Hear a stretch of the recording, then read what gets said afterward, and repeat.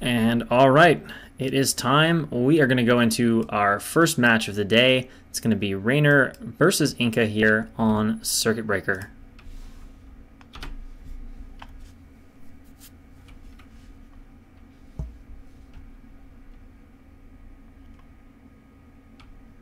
So spawning in the bottom right-hand corner here as our, what color is this? Orange Terran. The command center flashing threw me off. We have Inca. And in the top left-hand corner as our yellow Terran, we have Raynor. And for those of you guys that don't know, this tournament here is, this is round of 32, and it is a best of one. It is just the classic, most well-known format that almost all Korean tournaments have used. You've got your initial matches and then just standard double elimination. So you go to a winner's match, you play a loser's match, and then your final match, and the people that get 2 wins make it out. The people that get 2 losses are eliminated. And of course, we did not get to see match 1 between Madinho and Yugox. Yugox at the time of that match was a no-show. So Madinho is already in the winner's match, so the winner of our game here is going to be moving in to face Madinho.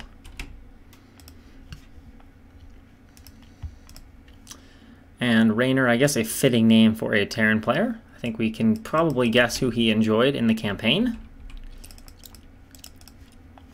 And unsurprisingly, we got supply depots for both players. We got cross maps here, so any aggressive rushing will be a little bit weakened. Same for Wraith play, just a smidge if there's going to be an early Wraith. We've got Inca building his barracks rather far back in his base. Whereas Raynor is going to be building his barracks here out at the front. And that's pretty nice for Raynor, especially given this sort of position. He'll have a much quicker scout given the travel time of barracks, probably 15, 20, 30 second, 20 second faster scout, something like that.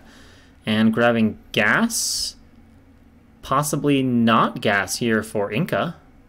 So Inca looks like he might be coming down with a Rax expand. So Raynor going for his tech, getting his vultures out fast, and then we're going to have Inca defending, but working with a better economy here. And looks like Inca has opted to scout cross maps, so this is going to be a pretty fortuitous scout for him. He's going to be able to immediately see what's going on and be like, okay, well, so far everything looks fairly normal. We got 3 guys on gas, and an SCV coming down here, most likely to build our command center. Alright, so CC goes ahead and starts here for Inca. And is he trying to block a potential command center, or why is the SCV just sitting down here on the low ground? Not exactly sure. I guess it just wants to mess with the command center. Or maybe he wanted enough minerals to build a depot? No, he's spending his money. I don't know why I was sitting down here. Hasn't even gone into the main yet. Now we're going to finally take a look. He's going to see 1 on gas, and the factory started. Of course, the gas getting taken now for Inca. So SCV is going to waltz on in and see, all right, I got a gas mining. Doesn't look like he's going to be too aggressive. I'm feeling pretty comfortable at what I've done. I'm cross map. And the SCV now arriving here for Raynor, who looks like he's going to put on a little bit of pressure with his first few Marines here. And there has been a pretty significant Marine cut from Inca. So there will only be 1 Marine here to meet the first kind of 2 Marines of Raynor. So let's see how this initial engagement goes. We've got an SCV pulled here to deal with Raynor's harassment. And the first Marine trickling out of the barracks now. Let's see, Inca has put 3 on gas, right? Yeah, we got 3 on gas, no mistakes there. And in we come, and actually we are going to have a bunker started here. So some serious pressure coming on from Raynor. He's going to go ahead and immediately kill off that SCV. And walking, oh, never mind, that was Inca trying to put down his own bunker and force back up the ramp here. And then cutting back. So the bunker is certainly not going to finish for a little while. But now with 3 Marines, he might be able to come out here and clear this out. But it has been delayed for quite some time, which might make it a little bit easier to attack with the Marines and slip something by. And what is he going for behind this? Still sticking with the vultures and just expanding. So this isn't really any serious commitment. And nope, Raynor a little bit inattentive there, losing those Marines for free. And now let's see if this vulture is going to try to get some Marine pickoffs here with the bunker. No, it's going to go for the run by, and the SCVs are in position in time. No, not quite. The vulture is going to slip in. Can he get a few SCV kills here? So Raynor's going to try to do some micro. How much health left on that vulture? Unfortunately for him, not a ton of health, but certainly enough to pull some SCVs off the line, get some damage here, just kiting around, and looks like Inca's closing in with the jaws. All right, only going to lose one SCV. Decent amount of mining time, so he at least gets some disruption out of that, but we can see Inca's supply sitting relatively well ahead of Raynor here with a pretty large SCV pool. Looks like it's just fine though in size. In fact, that is perfectly done, leaving 9 SCVs there to mine in the main. We got a couple idle SCVs here for Inca. There we go. I think he noticed one of them. And a second factory going up. That one should be relatively easy to notice at some point. And the spotter barracks coming in here for Raynor, but just a few Marines, and I doubt he's going to ungarrison all of them to come chase this away. So Raynor's going to get a look at what Inca is doing. Of course, he's just had a vulture inside the base, so he already has a pretty decent idea of what's going on, but he's going to be able to confirm now that we have 3 factories. We see a depot, meanwhile going in the base here, also 3 factories, so very similar factory timings in all honesty. And is this just another depot? Okay, just a few more depots. No sign of any tech for either player yet. And he's probably just going to pass on through and then waltz out, but we'll see. Still no academies, no eBays, no armories, just sticking to those tanks and vultures. And quite a few vultures out now for Raynor. That is 4 here. And oh, will they intercept this one? Yes, they will. Oh, almost walking past each other, and this vulture is just going to die. And suddenly this is very scary for Inca because, well, the bunker is easily passed by here, and there's just 1 vulture at the ramp, immediately forcing a large pull on SCVs. And only 2 vultures at the top of the ramp, so nothing really that Inca can do right now other than go up his ramp and chill. Honestly, I think a little bit bold of him to pull back from the ramp even that far. Now has 5 vultures, definitely safe, but they are slow. More health, but good surface area here for Raynor. And I think he's still going to have to just wait here for the next round of vultures, and then he'll be able to come down the ramp and consider killing off the vultures here from Raynor. But some nice mining time. Some nice delay going on, and now we're running by looking for the surround and charging in. Looks like he's got more than enough here, and right now we can see that Raynor not reinforcing, so these are going to be cleared out. And so he does lose them all for free, and that swings the vulture count game back into control here for Inca, but quite a bit of mining disruption being done for Raynor. And now vultures pulling back here into a defensive position across the bridges. We can see there is a 4th factory going up. And will we finally have a tech building? All right, we finally have an armory. You can see the armory is done here from Inca. Now, is there an intent to switch into any Goliaths? Not really yet. In fact, not a tank has been made in this game, and a bunch of mines getting laid for Inca. Going to start getting vision for both players on the map, and we'll get in that funny situation where they're laying mines right next to each other. And it looks like their armies are constantly fighting. Interesting that Raynor is opting to make kind of a wall. Admittedly, there are a lot of vultures out, and that's usually when you see walls, but at the same time, walls in TVT are kind of generally frowned upon within reason, simply because if siege tanks get in range of that, you just lose the wall for free, and then you're out 20 or 30 supply. Alright, now hasn't upgrades started in the armory? No upgrades yet for either, well, one player's armory isn't even done, so not even possible. And the other player has not started his. What do we have here? A little over a group. And it looks like a pretty similar count here. Let's see. We're going to have an engagement. That should be a better arc for Inca. But we do get a few initial shots here for Raynor, who is not going to change his position. Does Raynor have the numbers? It's hard to tell in this vulture fight. It looks like Raynor has enough. And these vultures coming in from the side, but not actually fighting here. And Inca has overcommitted to this fight and is going to get all of his vultures wiped out. That was a very low micro fight. But suddenly a bit scary here for Inca, who is immediately arcing up with his bunker at the natural. Now let's see if Raynor commits here or tries to go for the run-by. That bunker is obviously going to soak a lot of vulture shots here, and more reinforcements coming out should be okay for Inca with the defense of that bunker. But map control now sitting completely with Raynor and a very significant supply lead. That was an odd move. I don't really know what was going on there. Questionable vulture decision-making. Just didn't realize that the fight was not going his way, and even when it became very obvious it wasn't going his way, he still did not retreat any of his vultures.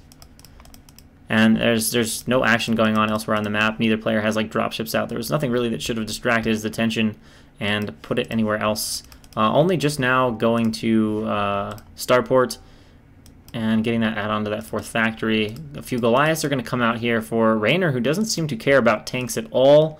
But then again, neither does Inca at the moment. Actually, he's starting his first 2 tanks. Will we have tanks out before the 10-minute mark? It's going to be close. It's going to be close. You don't see that very often in TVT.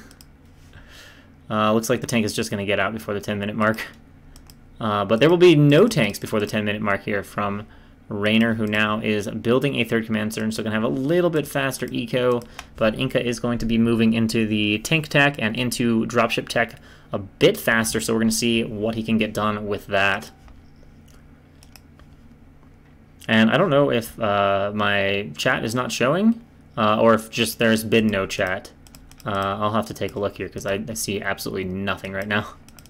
So hopefully everything is working smoothly. Well, okay. Gotta be careful clearing out these mines, but if you keep vultures with your tanks, usually you can clear the mines pretty easily. Tanks are pretty awful at clearing mines. Vultures are pretty decent at clearing mines. The stream is not listed on TL. Oh no. Alright, I clicked to turn it on. I'm going to do a quick pause on this guy. Just a brief thing. And then, what? Okay, that was weird.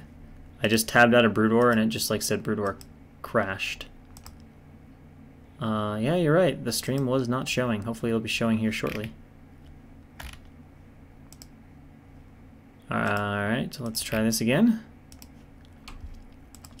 Let's try this again. Make sure it actually pops up. Okay, now it's definitely showing, at least according to me. But we lost our spot in the replay. We're just going to have to find our way back. Alright, thanks for the update, man. And sorry for the brief break there. We'll go right back into it. Sometimes I swear that happens. It's like you associate your stream and it just doesn't take. Yeah, it better be showing now. I like made absolutely 100%, 1,000. Alright, Group A. And Raynor versus Inca. And let's see if we can go back to that same spot. We were just past the 10-minute mark.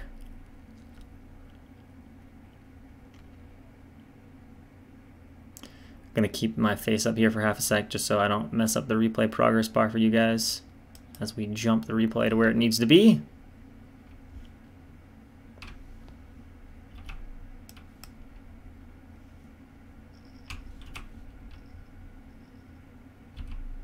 Alright, now we'll switch her back over and everything should be all good. We'll get back into watching our game here.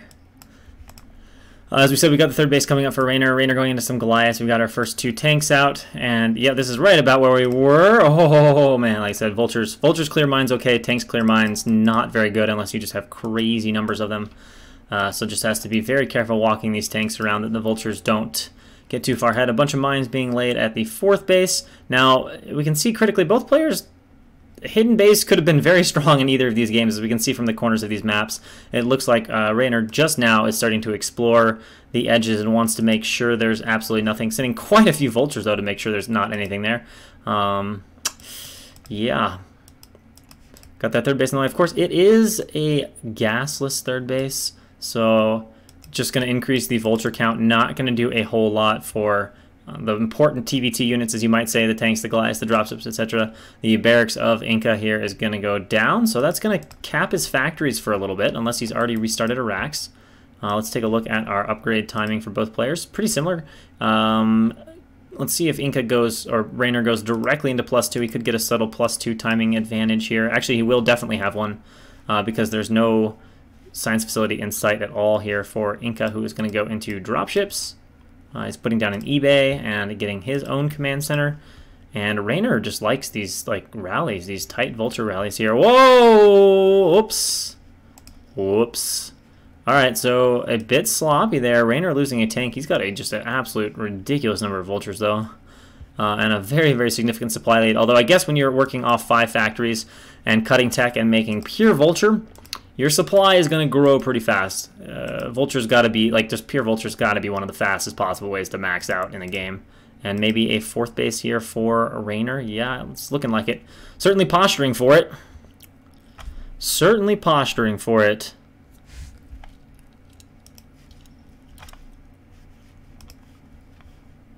And is he going to try to run in here? I don't know if he has quite enough vultures. Well, some good mines go off, he certainly will. And oh man, coming close. And alright, looks like Raynor's going to commit to it here. And Raynor has way too many vultures. This is actually just enough to kill the tanks, probably without even laying mines. And working in here on the surround. And the vultures are just going to overrun these tanks. That's huge numbers of them. So this command center is going to be denied and forced a cancel. So nice move here from Raynor. And of course, we can see Raynor's 4th base going up behind this.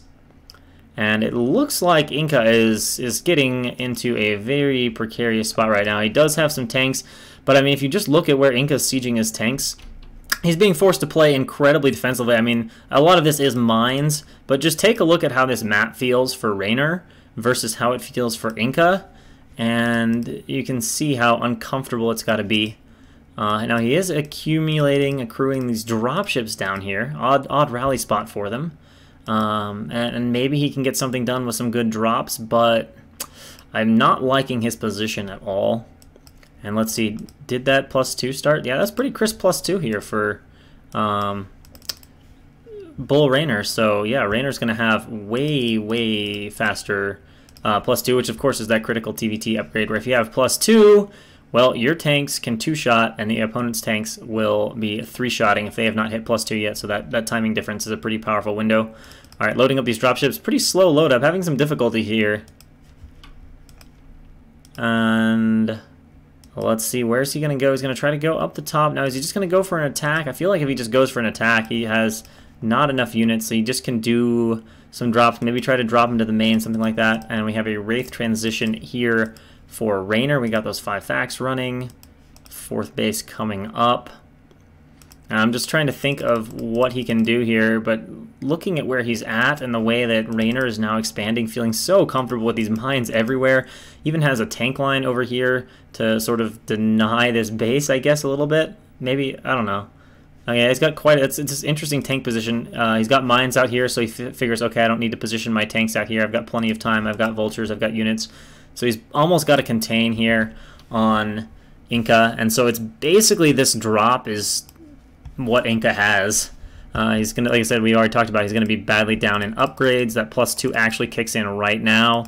Now, Raynor is totally out of position for this drop, and Inca has found the one part of the map that Raynor has not mined up. Where you can see Raynor is desperately running back with a bunch of vultures. There is quite a decent tank count in here, but guess what?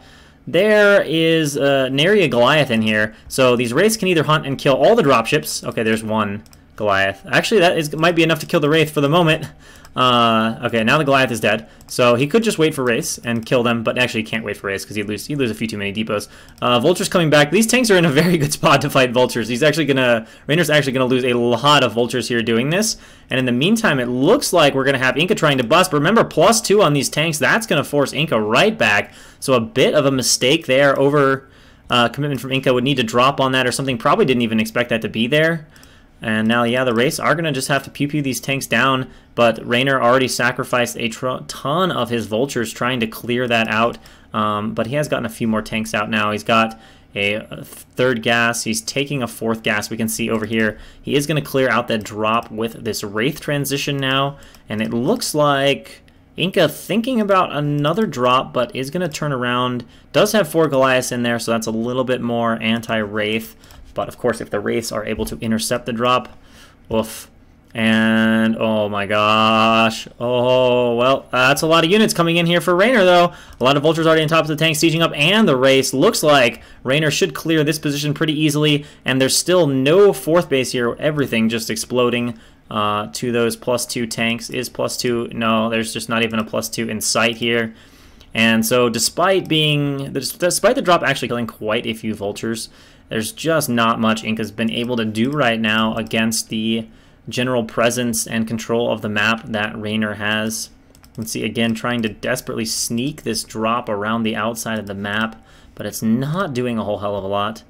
And still can't land this command center. We've got the gas being mined here. In fact, mining exclusively the gas, taking yet another gas, just consuming the map now. Still no real response to these dropships. Still a little bit of a shame there's no mines here. Could be sloppy by Raynor, but it's starting to look like the point of no return. In comes another drop, though. Let's see what it can get done. SCVs are unbelievably slow to react. Basically not even giving a shit about them, in all honesty. And now he's going to pull a few tanks and vultures back.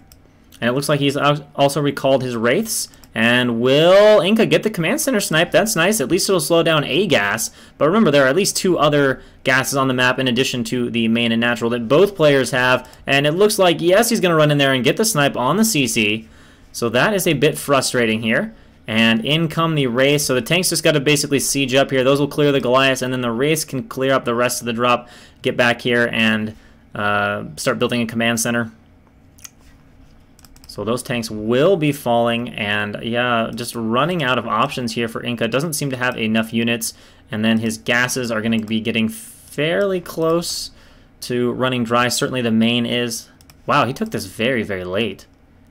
I guess they were on vultures for a while, so he has a little more gas in the natural than I expected, but the main is going to run dry here in a minute or two. And uh-oh, that's not the place for the Wraiths to be, I don't think, but maybe there's enough Wraiths to fight off 6 or 7 Goliaths. Just thinks better of it, though, and goes ahead and turns around. Did we ever start +2? No, doesn't even seem to care about +2, and Inca is apparently going to try to Wraith transition, which makes not much sense to me. He's down in gas by a significant amount.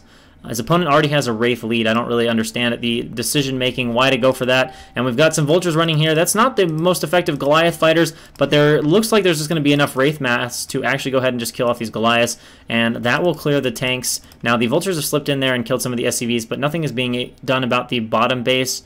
Raynor being a little slow here, though, to expand back to his top base. And needs to kill these vultures off as well so he can start mining that gas again. Alright, so he does clear that tank out, and now he can finally clear out these vultures. And again, this Wraith transition is really interesting because he's got such limited gas. It doesn't feel to me like Wraiths are going to be all that strong when your opponent has 4 or 5 times the gas and is already dedicated to making Wraiths. I mean, yeah, he's got an extra port, but we'll see. Maybe he's going to put an add-on and throw in a Valk or 2, and then that could change how this runs out. And uh-oh, 2 vultures sneaking back in here, but no SCVs currently mining. Alright, he has brought a command center over here, rebuilt it, and is going to be floating that out. No SCV transfer, though. No retaking of the gas. Oh, dropship assassination. Alright, so we're going to have a few vultures running here. Going to do a little bit of harass, but with a fleet of Wraiths coming in, not much to say about that. Alright, looks like he's finally cleared that out. And he's got a tank over here to help defend this base a little bit, but does intercept the SCV that was coming over to build the gas.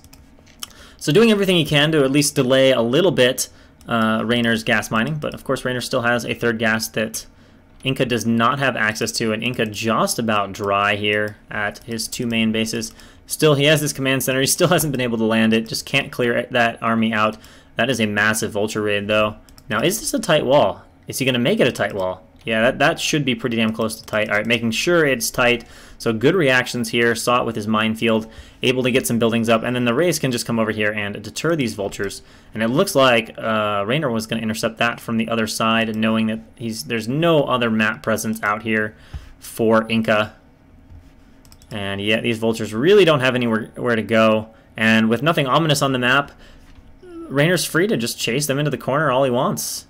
Just got to be careful of not running into too many of these mines. One does go off, but the Rays are going to finish off what remains of these vultures over here. And we do have a single dropship trying to sneak over here. He's going to find this base, which he has not actually found yet. And this will be a little bit annoying, but it's just a tank. Well, 2 vultures are actually pretty annoying. He can surround the tank with the SCVs and immediately does try to pull them. And we can see, obviously, Raynor's going to run units over here. I'm surprised he doesn't have anything over here defending this base. This is not really a hidden base. If there's one flaw I've seen with what Raynor's done, it's just that he hasn't left anything back to deal with harass at all. He's kept all of his armies forward the entire time. He's had pretty good vision. He didn't get vision of the right side, though, and now enough vultures to pull this back, and runs away as the Rays come in here. So that's going to be it for that harassment. And does have this base back up, not mining the gas from it, but actually Raynor has accumulated quite a gas bank. Now, where are the Wraiths here? He builds 4 starports, and he doesn't even have... Oh, there's his Wraith fleet. All right, now he's going in for the clear out here. No upgrades. Do we have any upgrades here? We got Cloak for both players. Neither player's upgrade. He's going to go for the snipe on the Valk, and the Valk goes down nice and quick, and then just going to retreat from the Wraith back to the turrets. It looks like Inca has built up a small Wraith advantage. And there's actually no Goliaths with this army, so he's going to be forced to retreat. And Raynor needs to be very careful here against these Wraiths. It's one of those things, if you run in with just a couple less Wraiths than the opponent, you can basically lose all of yours while killing only one of theirs. But money is just about done. In spite of that, Inca still has a 3k mineral bank. Has not wanted to put it all into vultures. And just going to town right now with these Wraiths, pew-pewing on the tanks. Nowhere for Raiders, like, where do I even go? But there's, like, no defense. There's, like, no ground. So we're going to have a bit of a Wraith fight. We got a cloak going down, but a scan has happened. So this is going to be dominated by Inca. And Raynor throws away a lot of supply, but he's going to kill basically all of the mining SCVs here, particularly if he sends the vultures to this side. Actually, most of his other units getting picked off. Vultures are attacking the CC much more than the SCVs, which is, well, suboptimal for lack of a better way of describing it.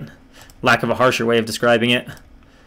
And so Raynor throws away a lot to get not much done, but Inca still is stuck mining from one base. He's completely mined out here. He's mined out this gas. This gas has probably 1k left, even less than 1k. So basically Inca somehow needs to shut down the entire map, or at least secure a few more bases, which is looking hard to do because Raynor has plenty of gas, plenty of money. He can make Goliaths. He's probably stopped making raids at this point, honestly, or maybe is thinking about some Valks or dropships. Now we got a few Goliaths out here. Gonna chase those Wraiths away. One is gonna fall down. No in-game sound. What? Oh my gosh. I'm just facepalming today, guys. What? Is it not playing? Oh my god. All right, hang on. This is a little depressing. Yeah, I wish I could figure out why this happens. I wish I could figure out why this happens. Alright, now there should be in-game sound here shortly. But yeah, I guess I can see that there was not sound. Alright, do we have in-game sound now? Or are we still being dumb?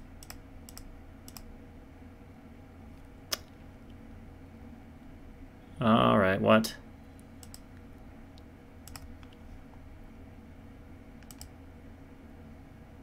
This is what we want.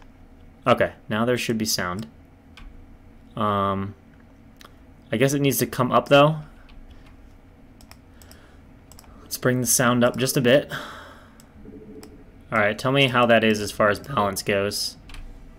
How are we as far as our sound balance? And we were right at these vultures being run in. Hopefully it's not too loud. And we will hit play. And so, well, one base is getting shut down, but we have tanks and Goliaths coming in here to clear out these vultures. And they will be dealt with here in short order. Obviously a lot of turrets. And, alright, so Inca's trying to grab the right-hand side of the map here. If Inca were to somehow get back into this game, I wouldn't even know what to say. Like, Raynor had complete map control. 5 bases to 2. Just everything going his way. If these Wraiths and all the units he threw away here somehow allowed for a turnaround, that would be quite the throw. Okay, sound is fine. Yeah, as long as the balance is good, we're good. Oh, Wraiths need to run away. Is it Inca's turn to throw away some units? Nope. Okay, Inca's gonna get a reaction. He's gonna lose 2 or 3 Goliaths though. And this looks like an army though that Inca just can't fight. He's trying to take both of these bases, but this is just a lot of units, and most of Inca's army supply is in Wraiths, which cannot fight a very Goliath-heavy army, and not enough tanks here to hold a static position. So it looks like maybe a counter to the top here for Inca, but nothing left at home to defend, so that's going to put Inca back to 1 base of mining here. This is getting completely overrun. 2 tanks obviously not enough to fight this army, as it is a massive army, even a science vessel here, and it looks like Raynor's just going to go for the kill. This has been a very strange TVT, almost played out not like a TVT, almost no siege lines at all at any point in this game, and we're literally seeing a non-siege just attack into the natural type of attack here, and the Wraiths of Inca countering a little bit, but reinforcing Goliaths coming in here, picking them off one by one, and Raynor just wants to reinforce his attack. He doesn't even care that these Wraiths, and it looks like the Wraiths are not even being paid attention to now, as Inca tries to hold on to his ramp, but we can see the supplies dropping precipitously here. He's down to less than half the supply, and more or less overrun here. The last of the Wraiths falling. Vultures are going to shut down this base, and we should see GG called. There it is. Raynor is going to take that game and move into the winner's match here to face Madinho.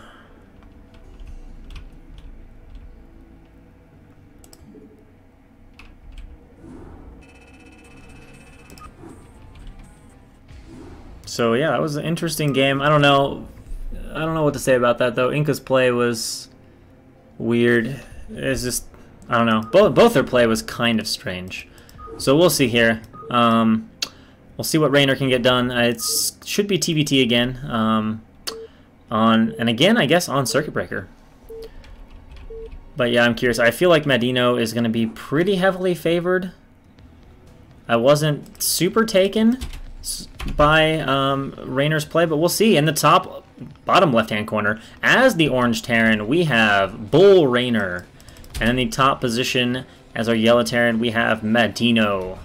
And people saying orange and yellow are hard. Let's see what we have if we try to switch color. I was afraid of that, though.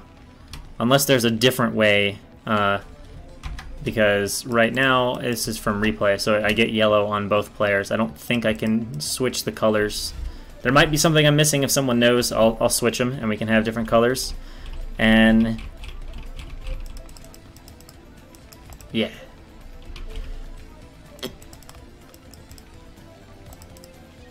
So yeah, Madinho, pretty solid player. He was in GosuLeague last season as well. Made it into, it was either the round of 8 or the semifinals. I can't remember. A- iCup player back before back when iCup ladder actually had some value to it before they made it so that you just could mass game and go to like whatever rank you wanted. Only into, okay, yeah. So I don't think there's any way I can change the colors. Sorry guys, yellow and orange are kind of similar. I feel your pain, but don't believe there's anything I can do. 2 minutes and I pause. Oh man. Yeah, I can understand that feeling. You start to get into a rhythm of a game and then you're just like, oh, why? Why?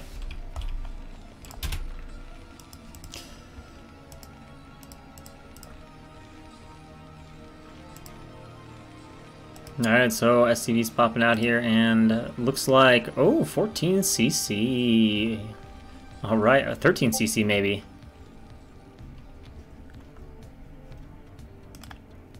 Alright, so coming down here. And we are going to drop the command center. And actually, I'm going to have one more quick pause, one more thing we have to add, I guess. Make sure we have what we need.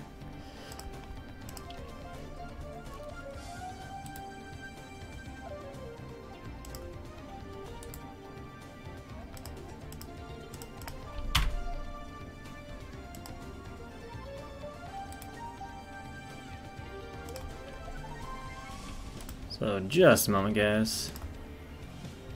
Alright, we need to go here, go to here, save that.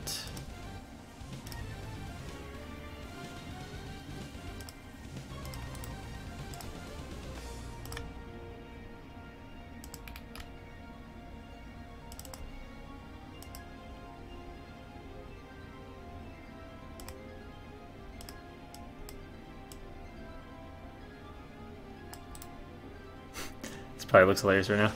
It's like, what?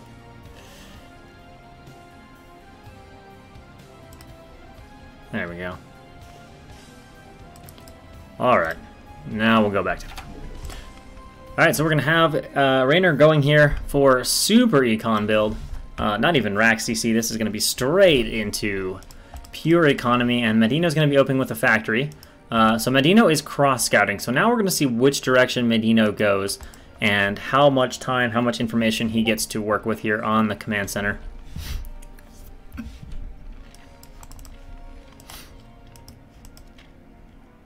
Just tuned in. What did I miss, says Nigerian Prince. Well, Mr. Prince, you missed Raynor playing against Inca. And it was a very strange TVT with almost no tanks made. We had, like, the first tank popped out at 9:55. there was like one tank line made in the entire game. It was pretty much like Wraith, Vulture, Goliath. It was a very interesting 20-ish minute TVT, but kind of static despite that. Alright, so the factory's on the way. So Madinho's going to go the wrong direction. So Madinho's going to get very, very late intel of the 14cc. So if he intended to be particularly aggressive against it, that is not going to happen. Barracks is up. Gas is also on the way here. So Raynor will be able to drop a factory fairly soon. He's getting Marine out, immediately getting that bunker up. And Madinho is going to go for 2 starport. Now, unfortunately, guys, I am not a Terran player. And that means that of all the Terran matchups, TVT is the one I get the least experience with, and 14cc is not a common build, so I don't really know how Wraith plays out against that. I feel like there's certainly going to be some SCV kills, but whether this is like extremely damaging or not that scary or whatever, I honestly don't know. Some of that, of course, is going to depend on whether or not Raynor can scout it, which is not going to happen, so Madinho gets a nice deny on that scout. And now Madinho's going to come in here and be like, oh, well, hello. Although, given when he arrived, he does not yet know that this was 14cc. He can't really ascertain whether this was, rack CC or 14cc. And it looks like Raynor is posturing here to defend the Vultures. And he's probably going to float the barracks and drop that there to prevent the run by in the south. Honestly, a little surprised he places the SCVs here with nothing on this ramp, because this is like such an obvious run by. And then he's going to start an SCV. Now, is he getting any sort of anti-Wraith stuff? He's getting a machine shop. But I think he's not thinking race at this point, so this is starting to look pretty good. Oh, wow. So Madinho finding a nice cute spot there to tuck his Vulture in. And we just need to see if an armory starts, but so far, it's not looking like it. And it's going to be straight raise. We're not pausing here for the Cloak Tower, as is quite common, or Control Tower. Triple Fax. Oh, man, he's just focused on getting up his economy. Is this going to be an armory? No, that's a depot. Oh, my gosh. Okay, this is going to do a lot of damage. This is going to hurt here for Raynor. He's going to see these guys and just groan and be like, oh, shit. 4 facts. No armory started yet.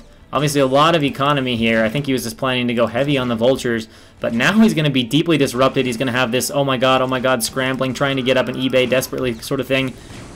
And let's see what Madinho focuses on here. Will he try to deny the SCVs making eBays? Marines are obviously going to have to be pulled to buy time. We're going to get a few more kills. We have them rallied in. We got Vultures trying to slip by here. Going to pick off the Marines. Nice move by Madinho before the factories kick in. And this is disrupting the economy even more, forcing more SCV pulls. And now Madinho swinging back here to pick off the SCV building the eBay. That's going to be obnoxious. The Rays can basically camp that. He's trying to make an eBay and an armory. It's that frantic scramble when you're surprised by Rays. This Vulture does finally fall down. And there is nothing guarding here the front for Madinho, so if Bull Raynor does send some Vultures across, could get a few SCV kills of his own, but right now that's not what he's up to, and SCVs are just falling like mad here at the natural. This is obviously a hell of a lot of damage. Can't even get a turret up here at the natural. In fact, he's not going to get turrets up at the natural. He's going to have to evacuate his natural.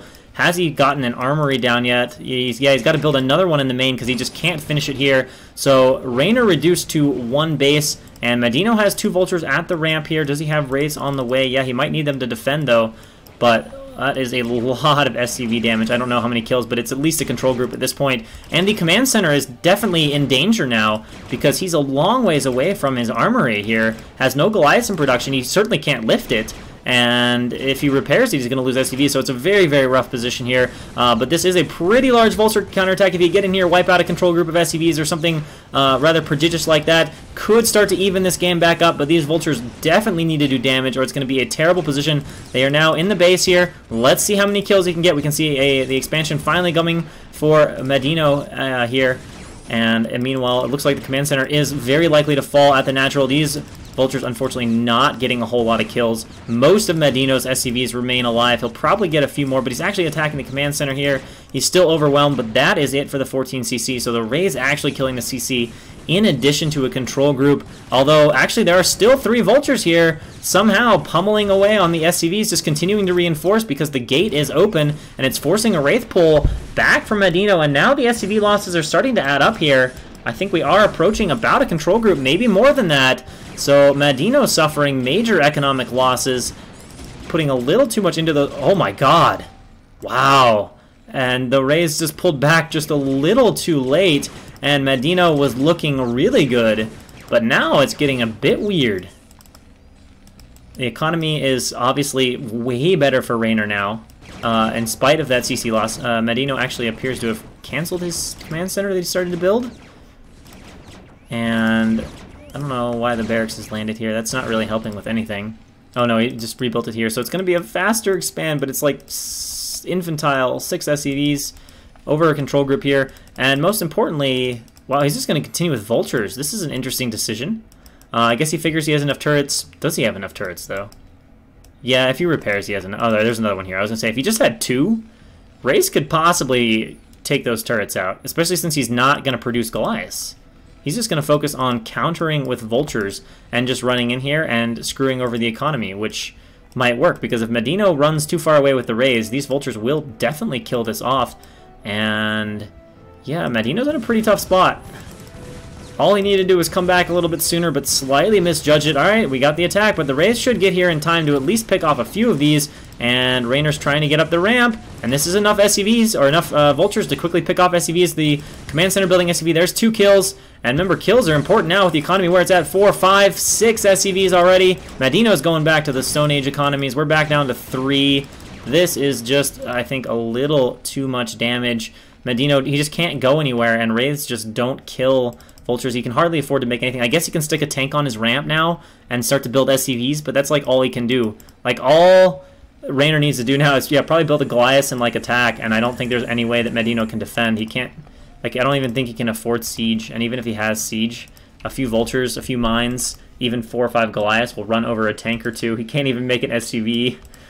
Oh my gosh, Madinho is terribly hurting at this point. Yeah, isn't that what I'm saying? I think that's what I'm saying. So yeah, this is an unfortunate situation here for Madinho. We are 10 minutes in. Madinho has 7 SCVs. He's gonna reposition his starports to make a wall at the natural? I don't know why the starports are flying. That's interesting. I wonder if, literally the only thing I can think of is they're coming to make like a wall at the natural or something. Alright, and Bull Raynor has done exactly that. He said, okay, I'll just make mass Goliaths. eBay is going to fall here. Probably not a big deal though, especially because there's no cloak, which means this is just going to be a straight up fight.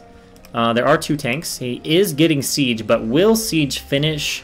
Doesn't look like it, boys. Doesn't look like it. There need to be a lot of hesitation for siege to finish. Yeah, it looks like he's trying to like wall this off and like put a tank here or something. Actually, that's not a bad idea, to wall this off against the Goliath. This is pretty smart. Alright, now I see where Madinho went with this, and I gotta give him credit. Doesn't want the Goliath to walk up the ramp. He's made a pretty smart move here, especially since there aren't siege tanks for Raynor, and he's gonna reinforce with some vultures. And Madinho is gonna buy enough time then for his siege mode here, as long as this is actually tight. He needs to pull this tank back just a little bit. It's going to take a while to kill this off. Yeah, he can bring SCVs to repair, and as soon as siege finishes, he can just bring the SCVs to repair, but he does need to bring them, and he's cut the timing pretty tight. It looks like they will get there in time, though.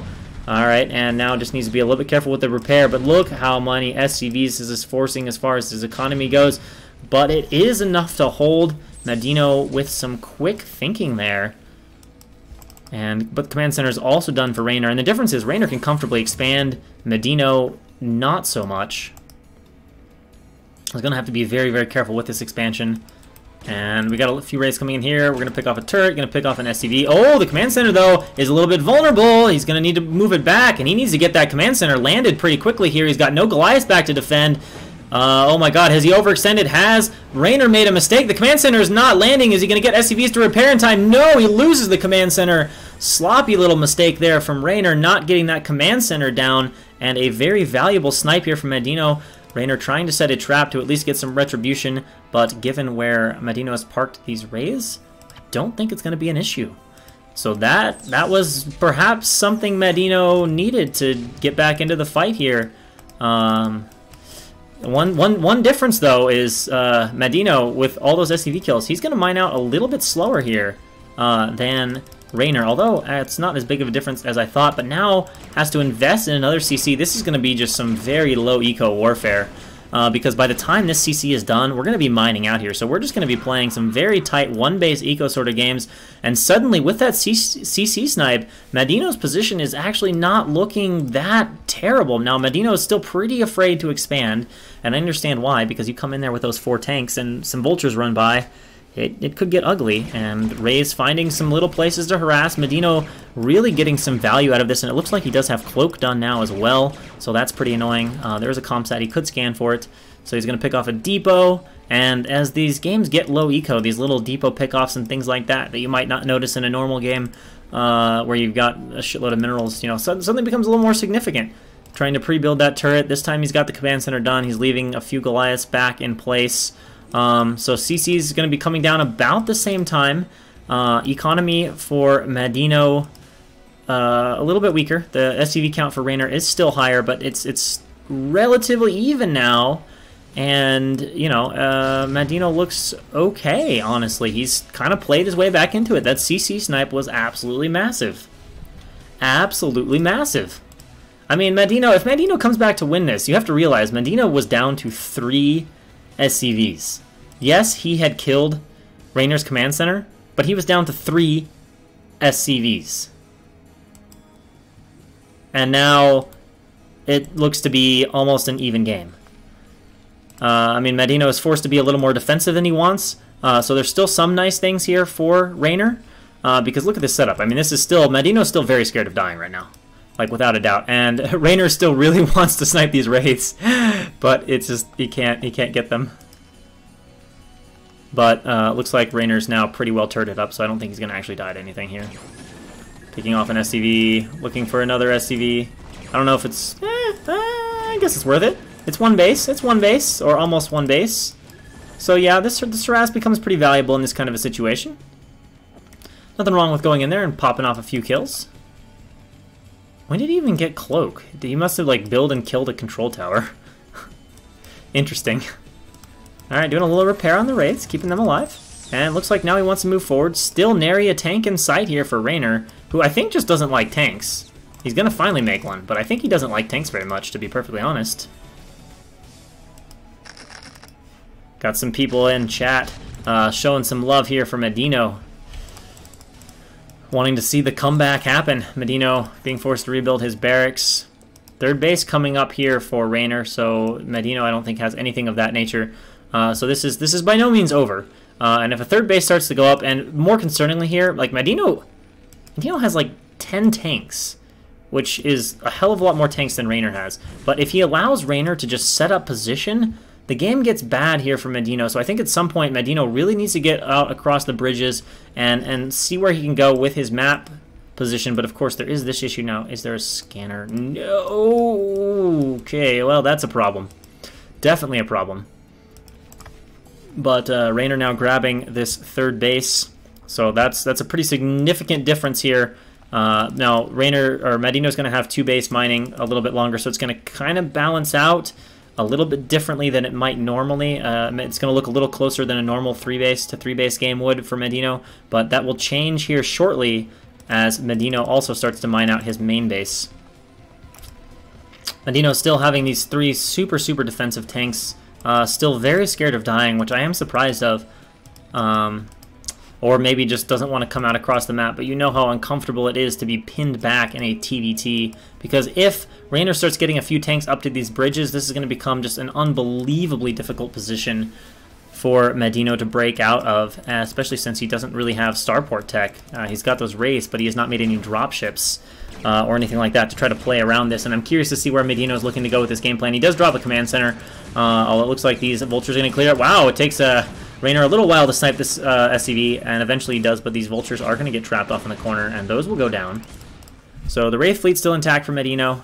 He does actually have a supply lead for the first time, though, and Raynor is just going into mass command centers, willing to hurt his supply in exchange for the command centers. Still no scan, so he's going to have to be very careful moving out with these minefields. And he'll have to clear. Actually, wait, no, he's got a scanner now. Alright, so he can start to think about clearing some minefields. And indeed, he's going to move forward and do just that. Quite a few tanks here, though. And let's see if Madinho's prepared for this. Siege needs to go up. Wraiths need to move back. Alright, we got a few siege tanks. And that will force Raynor back. But Raynor does get the early positional siege out here on the map.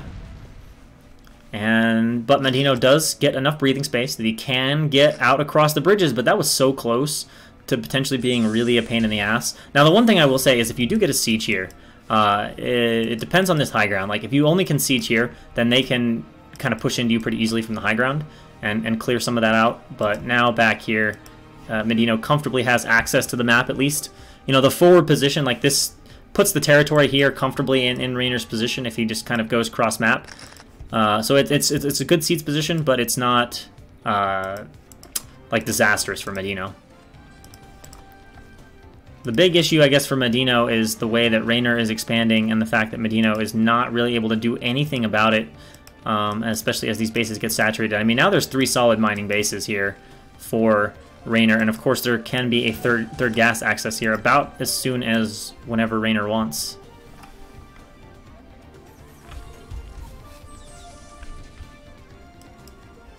Alright, so here we go. Oh, alright, finds a nice little place here, and this is a nice snipe. Good Wraith utilization here from Madinho. Raynor had like almost forgotten about those, and he's going to lose all of his tank position here. So yeah, nice moves. And he still needs to clear out these mines pretty bad. I really feel like he needs a little bit more eco. You know, this is still early enough where having dramatically more eco than your opponent can make a difference. Map position is really important, but so is the eco. And it looks like Madinho wants to just come right down here with these tanks and try to get control. That's an interesting siege line, though. Given where your opponent's going to come from, I feel like it's very linear, very easily to pick off tanks one by one. These tanks a little bit too far forward. Okay, there we go. And then going to pull back. And the Wraith's still threatening, looking for things they can pick off here. But there is a turret up to kind of harass them. And it looks like Raynor's actually trying to make a few raids of his own. This base continuing to be denied by those vultures. And wow, this is getting interesting for Madinho. He's just trying to come all the way almost into the natural here. And I guess he knows about or is scared about these mines. But I don't think he can actually push all the way into the natural. I guess he just wants control of the bridges. And I guess the region he's not sieging over here is because of the high ground thing. Alright, we're going to try to go across the bridges, but the Goliaths are on the wrong side. I think this is going to go well for Madinho because of where the tanks are, and the Goliaths are fighting. It's like the wrong way of fighting. You wanted the Goliaths to kill off the Rays, and the tanks to siege up and fight. So yeah, that engagement goes incredibly well for Madinho, and I think Raynor might have just thrown the game doing that. Now he's losing everything in the natural here, and it looks like Madinho has a good chance to just seize the game by the throat here if his tanks don't walk into a bunch of mines. He'll definitely be able to deny mining at least this base and probably split a tank or two off to deny at the other base. Gonna move into the natural here, and let's see how he responds. I don't think he should try to force it, though. Wow, he just wants to go for the win right now. Madinho is just absolutely going for it. He just wants position over the factories. He wants to get the turrets in, and if he gets raised in here, let's face it, that does kind of end the game. As long as these few turrets go down, it's basically going to be parking over the factories, and this insanely aggressive switch from Madinho after Raynor's blunder is going to be enough to do it. GG. Madinho takes the win, comes back from 3 SCVs, and punches his ticket into the round of 16. That was quite the switch, quite the turnaround. Yaj saying that is the brilliance of a 2v2 player. They are superb defenders. Yeah, I guess you probably do get a lot of practice and just a lot of like large, low unit, micro kind of battles. And so now a few more updates about this group. The situation today was a bit interesting with this group. I will fill you in on the details. So obviously we just saw the winners match. Now in game 1, Madinho got a walkover because Yugox was not there, but apparently Yugox showed up. So Yugox is down 1-0. But now he's going into the losers match here, and we're going to see Yugox against Inca in our losers match. And of course, Yugox is a Protoss player here, and this will be on Benzene.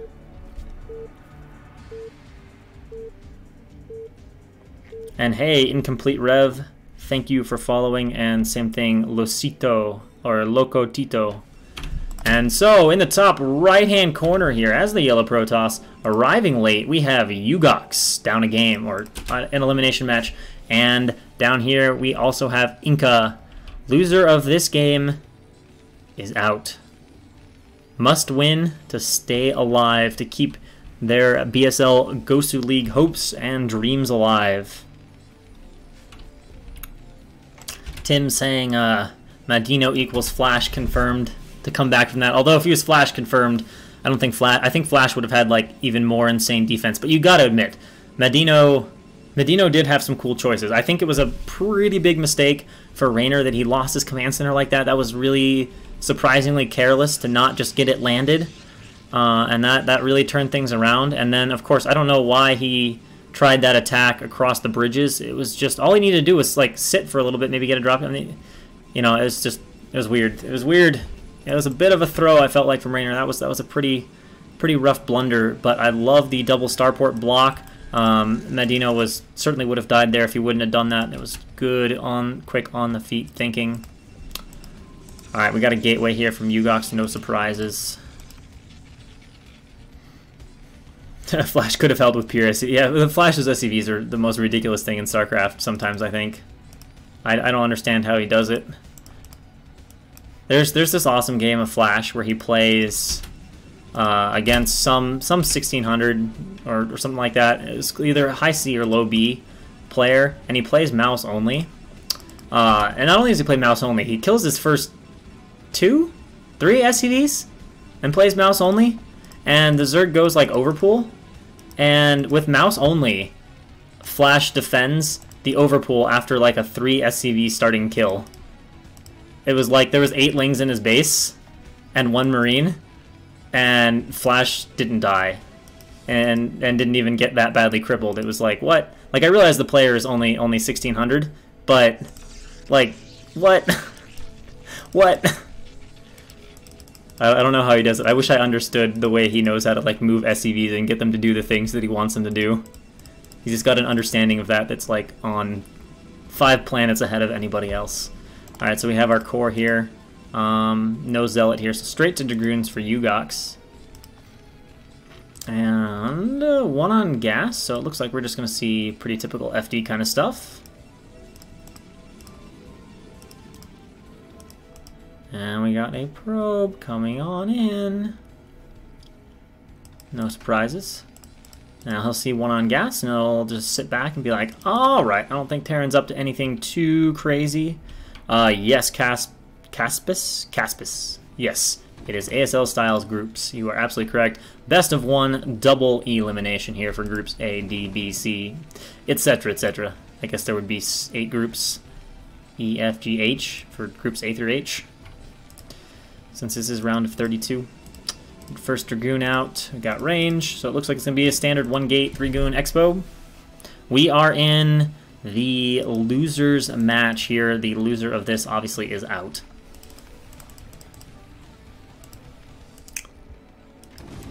Nope, okay, probe gets sniped. That's always a little bit annoying. I prefer when I can keep my probe alive.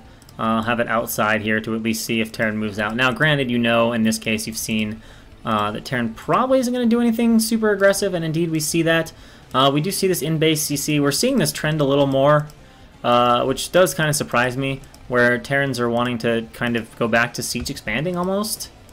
Yeah, we see a tank being made. Now he's going to get mines, but building these CCs in the base rather than coming down the ramp and then placing the CC.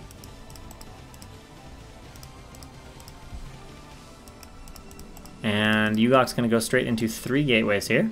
So get a little bit of Dragoon count. And it looks like he's just going to make tanks without siege. That's interesting. Still making a few Marines. Nice sun blocking in the window. Those are my blackout curtains, man. I actually use them for sleep. But yeah, it works. Gets the job done. The light, I was hoping like it would just be some natural light, but it just made my face look like I was like, I don't know. It's like God was standing behind me or something. Flash was actually in the room with me. Alright, so we're getting a spotter pile on here. I like this. You do have to worry about this dropship path and drops up here, which can be quite annoying if you don't see them in time. So we got the tank, we got the Marines. We actually have 2 tanks, so it's kind of like a strong FD. Okay, so it's just kind of like a strong FD, but with a faster command center. Oh, got to be careful with the tank in front. Now, granted, in this case, there's only 2 Dragoons, so that's actually not that scary. But this is worth diving for the tank. Will he go for it? Yes, sloppy here from Inca and just loses a tank. Although we've seen this before, Inca just despite having really good APM and seems to be playing what you would think of as fast, his reactions have been very slow. He just doesn't seem to micro fight sometimes. We saw a vulture fight where he was just blatantly going to lose with a significant number of his vultures, and he just stayed and fought the battle despite being obviously blatantly outnumbered and lost all of his map control. And then we see the same here where he just doesn't even move his tank until it's way too late. And let's see Starport coming down. 2 more Dragoons. Will they go for another tank snipe? Oh god, please tell me this won't happen. I mean, he's already lost that tank, so he's lost most of his early aggression. Yugox is feeling really comfortable now. Alright, so we got some mines being laid. Will he get a vulture? Nope. But he's got a few Dragoons at home. Is he making a shuttle? Why a single zealot? What? Alright, I don't understand why he's making these zealots. That's pretty weird. If there was a robo, I would say okay. But why make them that early? Like, they have 0 utility. So some odd early zealots here. And doing a little bit of mine sweeping or something. I don't know what he's doing with these guys. Just putting them back here in position, something like that. I don't know what Yugox is doing right now. He's getting a spotter pylon up here, which I like. Gonna have good vision of those dropships. And we got a few Dragoons. God, this guy is brave, though. He's walking all over this map without observers. So brave. So brave. Some might call him insane. I don't know. Okay, I guess these are just up here in case a dropship comes, but they're like... I don't know. The dropship would just fly over them and drop over here or something. I don't know.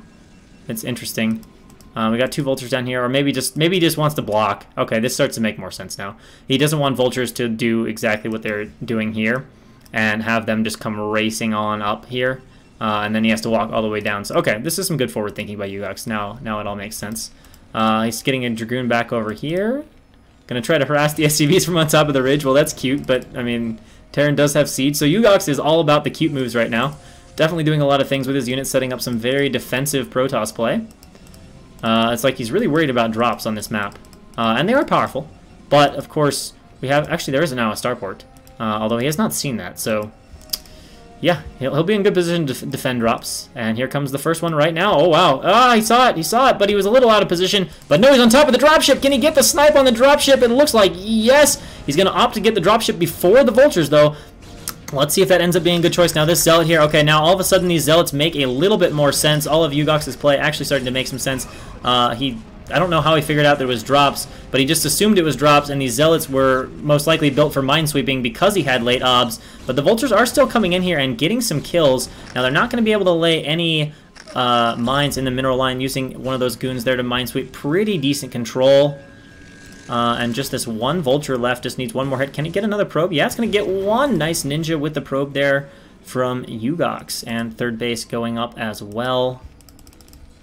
I have to admit that is definitely not the standard PvT way of defending drops, but you know what? It worked out okay. That zealot was able to soak up those mines. He's well postured. The defense looking okay so far for Yugox.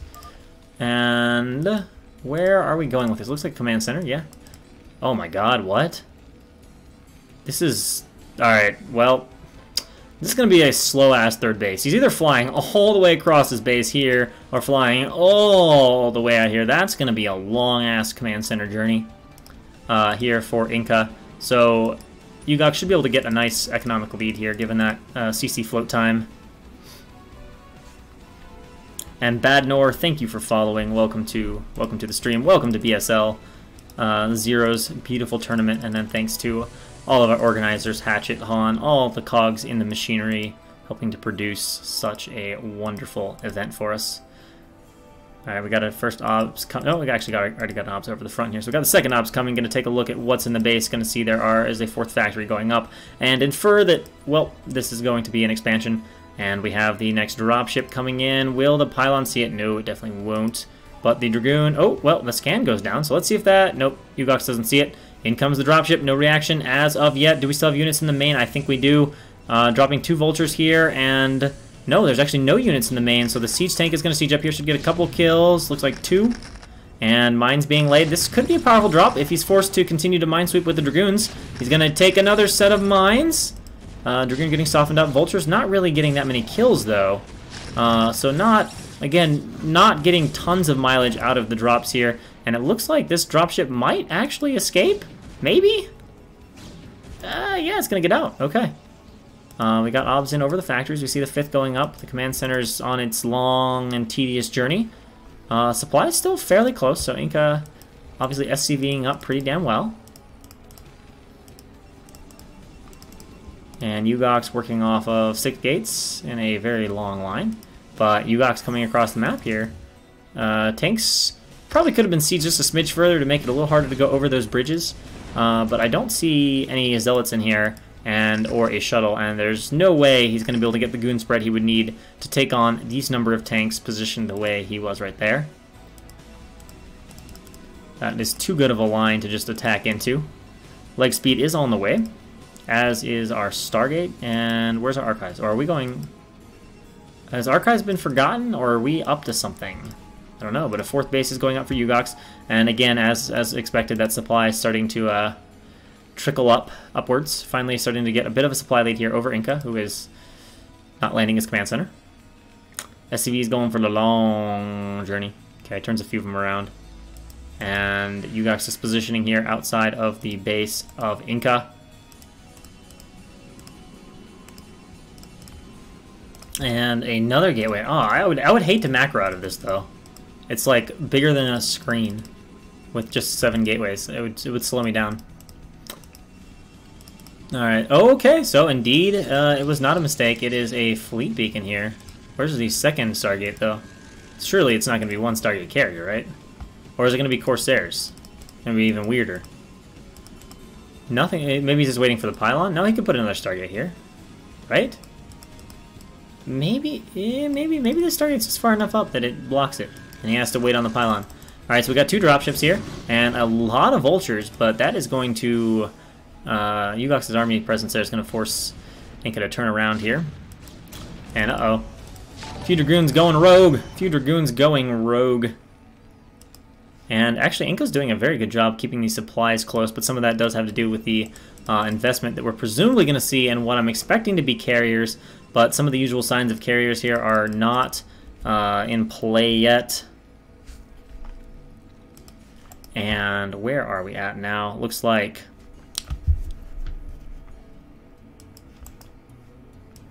Sorry, we got first carrier, first Stargate started, another gateway. Oh, I can't do this. I'm just thinking about trying to macro out of all these gateways. I feel like it would take me forever. I would be so slow with this macro convention. Alright, so there we go, 2nd Stargate. So it's going to be kind of like a slow trickle of carriers here from Yugox. So he might max on mostly ground army and then kind of switch into carriers. I'm curious to see how he goes. But he's got his 4 bases up. Pretty good economy. But Inca's working towards his max here. No upgrades, though, anywhere near in sight.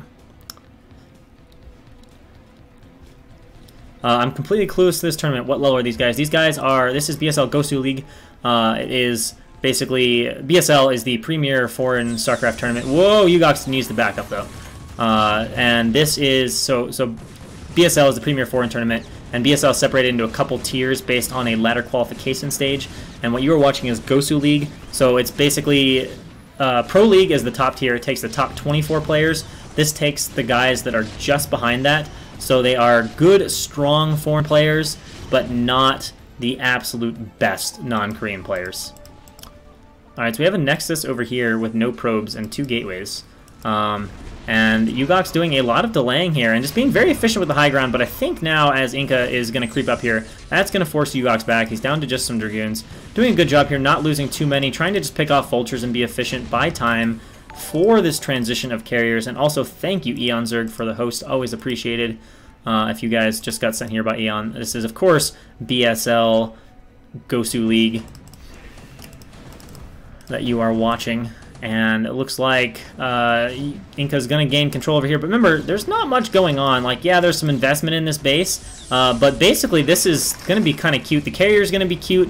There's gonna be DTs sneaking out of these gates. Now, scans are going down pretty quickly, but this is very good efficiency here from Yugox.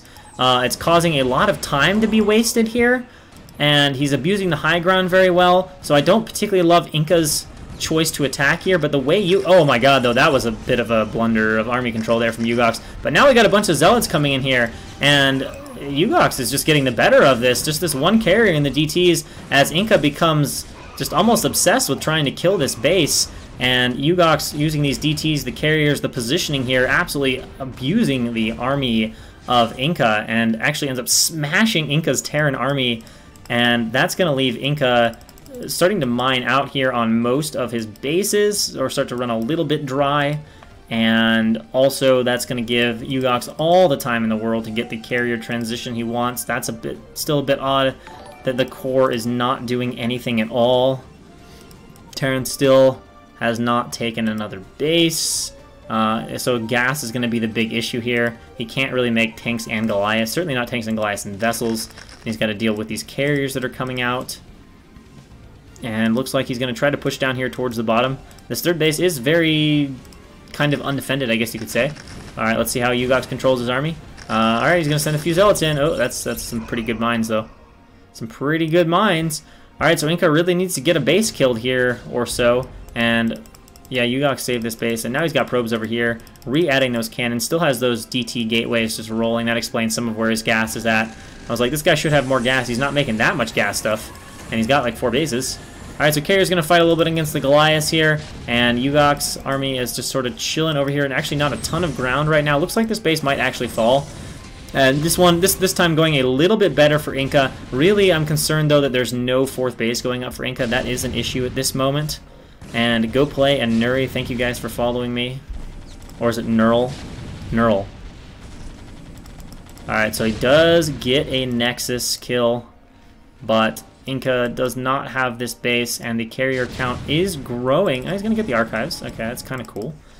Because, of course, Tank Goliath play is really where you see Storm. Storm gets very, very powerful against Goliaths and tanks, especially on siege fighting carriers. They're very sluggish. Goliaths run forward, throw down Storms. Just pretty powerful way. Now, I don't think this is where... Oh my god. Oh my god. No! Yugox! Yugox with another... With Yugox's first turn to make a major army control sort of blunder there. Flying a carrier... flying all of his carriers over the army, but losing one carrier, almost losing another here. And then, of course, these Zealots look like they're going to get picked off. Trying to abuse this choke here a little bit, but unfortunately it's ranged units against unranged units, so that not exactly working out, but we're going to have a nice little sort of counterplay here from Yugox, a small counter, but it is going to force a cancel here on Inca's command center, so no 4th base still from Inca, which is pretty significant. This is a pretty significant counter, and absolutely no response whatsoever from Inca to this. He just, whatever, I think this will have to get canceled soon, but he's busy fighting over here, trying to force this in, and of course now he's lost his Goliath, so the carriers will mop up over here, and so that's another army dead for Inca, and that seems to be Inca's style of play. He's one of those Terrans that just kind of throws small armies across the map at different positions, and Dark Templar are continuing to waste some scans, but we can see there's pretty good scan vault here for Inca. It's going to take a little bit to run him dry of the scans, and wanting to go towards this top base again. No DTs in production, and so these Terrans are kind of interesting. They're usually very inefficient with their army, but they hope they can get base kills out of it by being so kamikaze that you just can't respond in time and keep your armies together for it. So yeah, I mean, you know, and we can see, these are the kind of things that this Terran hopes happens. When you're playing like Inca, you just want Protoss to make little mistakes, and I think this is a bit too desperate here. Yugox showed beautiful patience in the first fight, but now he's kind of pushing it a little too much. Certainly needs to link up with his carriers, but even then, look where he is choosing to pick this fight. You know, I think Inca just got into a good position here. Now, the carriers might eventually have enough mass here, yeah, especially with a few units coming out of the gateways. They will eventually clean this up. So that does turn out okay, especially since he doesn't gets the Nexus, and just those carriers proving to be a little bit too powerful. And actually now Yugox is going to take this base, and now the game, it was always looking kind of rough, but now the game very much starting to slip away here from Inca. DTs continuing to be abused, continuing to try to force scans out, making it harder to see where his army, but we can see again, still the Comsat energy is rather high. Certainly not enough DTs to just obliterate all of that Comsat energy. And still plenty of bases here for Yugox. Now this base as well. Still has saturation here. Didn't lose too many of the probes. Going to come in here, finish off these Dragoons. He's going to try to expand to a 4th base, but he's reaching this point now where his only hope is to kind of dig his heels in, turtle hard, and try to look for a 40-minute type of win. Because he's not maxed. He does not have the gas to max on anything other than Vultures, which is not that great against a carrier-heavy army. Although I guess calling this army carrier heavy would be a little bit a little bit incorrect. But you definitely don't want too many vultures against carriers. He's going to need to switch into vulture harass and just fall back and be defensive. He doesn't really have the option at this point to go out and kill bases. But he can certainly run mass vultures everywhere and kill a lot of probes and slow Yugox down a bit. Although Yugox is getting kind of mined out. Alright, intercepts a few probes. And now we're probably going to run in here, and I think he could probably kill most of these if he goes by these cannons. Alright, so he's slipping by. I would have rather seen him. Oh, never mind, the gateway's actually blocking that. It's pretty good gateway positioning, but the vultures here coming in and trying to probe drill here, but going to kill about half the mineral line. And the supply is kind of close here. Yugox doesn't have a ton left. He's lost a lot of his eco. He does still have this base and this base, but it's the saturation's not high, and he's mined out everywhere else. He's lost a lot of probes in transfers, so Yugox is still sitting comfortable, but he needs to be careful. If he blunders now with his army, he could definitely lose. So this is by no means over. But he's got a very powerful position. But he's not going to be able to kill this base off, I don't think. And there's only 2 carriers here. That's not enough to really fight this. But now this is an odd decision for Yugox to come down here. I guess he wants to siege on the low ground, though, and keep this whole thing defended here. Or apparently he's just going to no-siege this and just go for it. Having a superior army. We only got 1-0 at 21 minutes, so the upgrades for Yugox are almost non-existent. Does snipe the obs. Alright, and now Inca should pull back here from the high ground. Is he going to continue this fight? This is very aggressive. Oh, I see. Never mind. Okay. Alright, so Inca just wants to have this base. So yeah, just needs to siege up kind of over here, which is exactly what he's doing. Gaining control of 2 bases. And honestly, with that getting established, that is going to make... I did not expect Inca to have enough army to be able to do that. But now that's going to make Yugox very uncomfortable. Because Yugox has only 2... Well, he's got 3 bases. Maybe not as uncomfortable as I thought. I keep forgetting that there's a base over here. So 3 base versus 2 coming up. You know, not terrible for Inca, but not where he wants to be. Right now is a bit rough, though. If he can hold, though, if he can dig in his heels, get up his mining bases, and get back to max, you know, he still has the potential to do something. But Yugox has plenty of resources at his disposal. He's still adding those carriers into his fleet, playing very much that more modern, fairly common sort of mixed gateway carrier army where the carriers soak the Goliath fire, and you kind of fine-tune your army to try to have, you know, if Terran goes a little too heavy on the Goliath, you go a little heavy on your ground, and work it that way. It's difficult to play against for Terran if you can control well with those carriers. And really all you have to do is keep the interceptors out, and they will just soak up Goliath fire, and then if Terran's out of position, you get to pick off tanks, etc., etc. And we can see Inca doesn't really want to play this particularly static. It is good that he's sitting back on the low ground, not right underneath the high ground.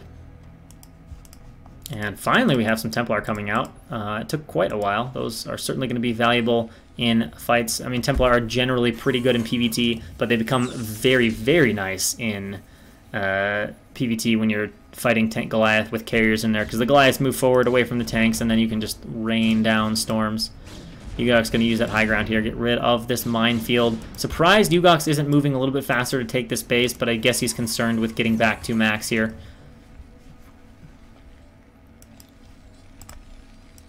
And then let's see where we at, yeah. So just very defensive position. Is he even upgrading? No, he's not. So the 1-0, that's pretty concerning. Pretty odd from Inca that he's not upgrading. We got a drop over here. Gonna force back a few probes. Looks like we got 3 kills here, so getting about 5 or 6 probes here. And some DTs are gonna be used as the unit of defense, as well as a carrier. So Yugox going to pull back most of his army, and in the meantime, Inca's going to take this opportunity here to charge up on the high ground. This is a bad idea, though. It's not going to be a particularly efficient fight, although I guess Yugox decides, no, I don't have enough, and he's going to run forward. That is a very, very good storm. Hits for almost the entire duration of the storm, and even gets the Archon morph off. Not that Archons are that great in PvT, but just to add insult to injury. Space is re-cleaned up. I would love to see Yugox expand here, but again, he seems to be concerned more than anything with supply. This DT is going for a trip. Whoa, nice mind drag, though. Nice mind drag.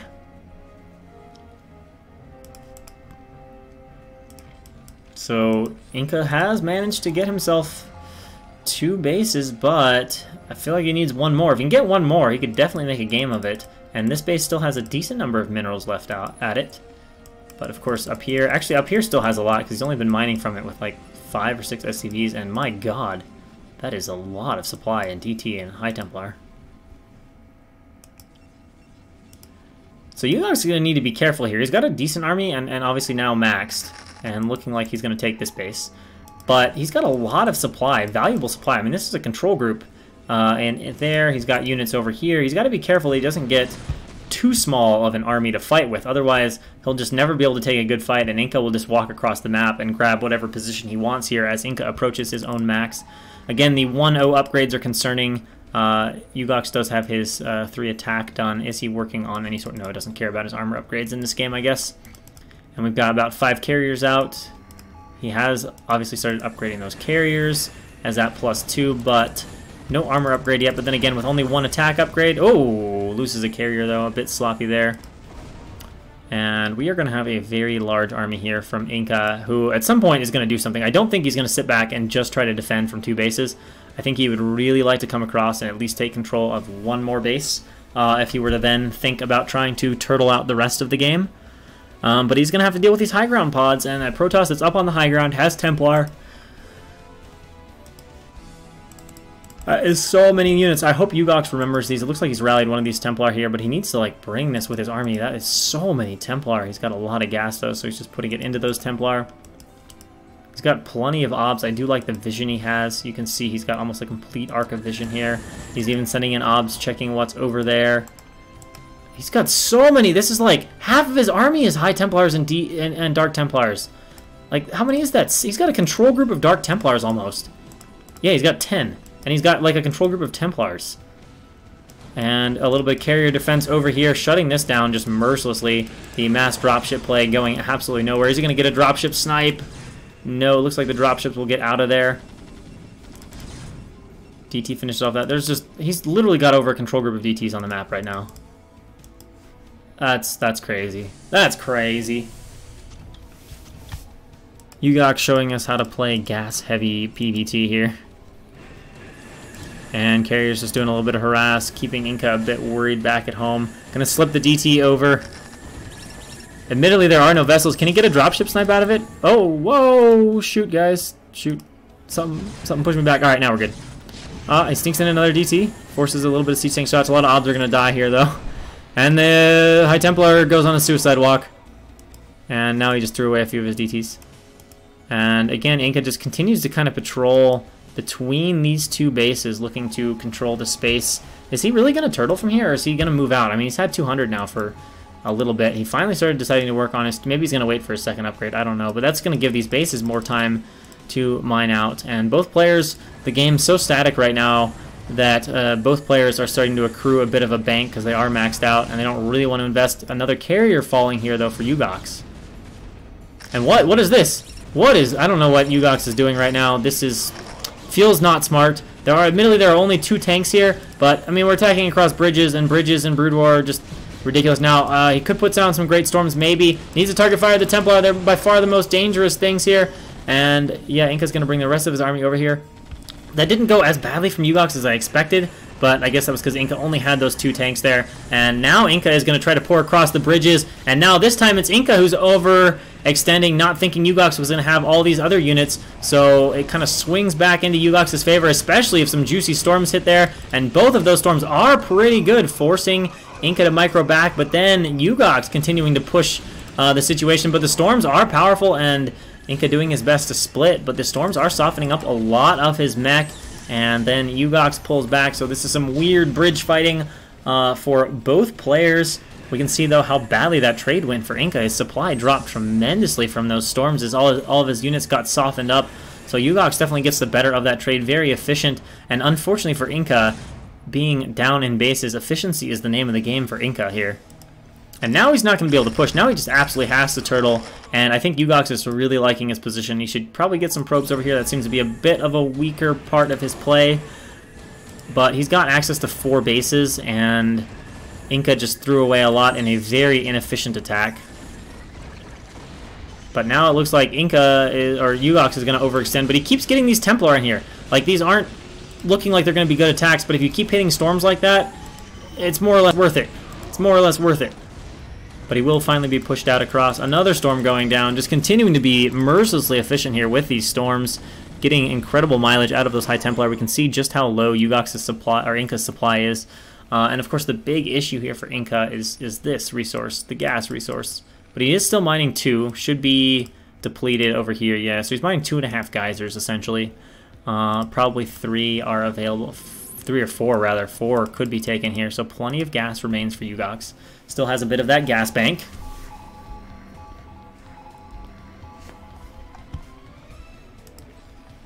And I'm just working it back and forth here. And I think Yugox might just start attacking now that he's at max.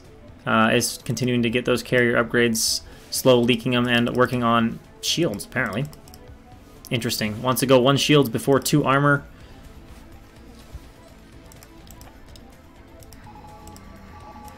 And, alright, here we go. Yugox coming across the bridges. Now, if he catches Inca in the wrong spot, but what he should do is pull back a little bit and then attack. Alright, now he's got him on the bridges. That's not a bad place. He can throw down some very good storms here. And then, yeah, just move back and force him to fight you across the bridges. And Yugox now has control of a very annoying area. He kind of has control of the rallies. He can dance back and forth, picking armies across the bridges. This is a very powerful position here for Yugox. But his army is starting to thin out a little bit. And we can see Yugox is even weary of race. I mean, 4 interceptors, that tells you something there. And let's see, is he going to be reinforcing this? He's got a few carriers coming across, and now he's going to pivot and swing back, and everything is unsieged, and storms going down here, and there's almost no Goliaths left. Beautiful storms on the tanks. It looks like he's more or less broken the army here from Inca, and is continuing to harass into the natural, and I don't think there's anything left now to save Inca's bases, so let's see where Yugox goes with this. He's attacking this command center. Going to finish that off with the carriers and reinforcing with a large gateway units. He's now well over double supply. I think he is about to just punch through and finish off what remains here for Inca, and that was a little bit too much for him. Just did not quite get it right. We got another section of the army going up here, so that is it for Inca's mining. He still has a bank, but is no gas, and GG is called. Inca is eliminated from this group.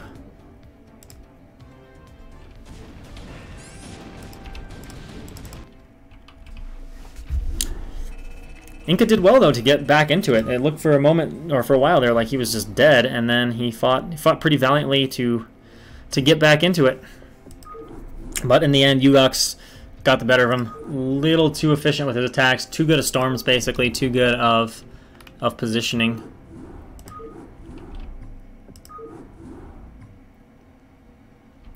And then, just so you guys know, match 5 was not played. Raynor forfeited, probably on time, so Yugox and Madinho punched their tickets into the round of 16, and that, of course, is going to take us into our next group, unsurprisingly, after Group A. It's Group B, and playing in Group B, we have Tai2, we have Unco, we have Kingdom, we have Arcneon. I will admit I don't know a whole lot about Unco, other than he's on IRK. And then, of course, we have Tai2, one of the American hopes, and honestly, a bit of a surprise. Tai2 actually had, from what I understand, Tai2 was in BSL Pro League. He had that ladder spot. He was like sitting 22 or something on the ladder, top 24 make it in. And he played a game at the very end of the ladder. It was a ZVZ against a player that was a bit weaker, and, well, ZVZ, he lost it, and he dropped 20 points in like the last minutes of the ladder and fell out of qualification by like 10 points or 15 points. So we have Tai2 in this group. We have Arcneon, who was active. He's been a strong foreign player before, A- Protoss. We have Kingdom, an old school Protoss name. And of course we have Unco. So we're going in to that first match. That is to say Tai2 versus Unco. Let's make it happen. Game number 1, Neo Sylphid.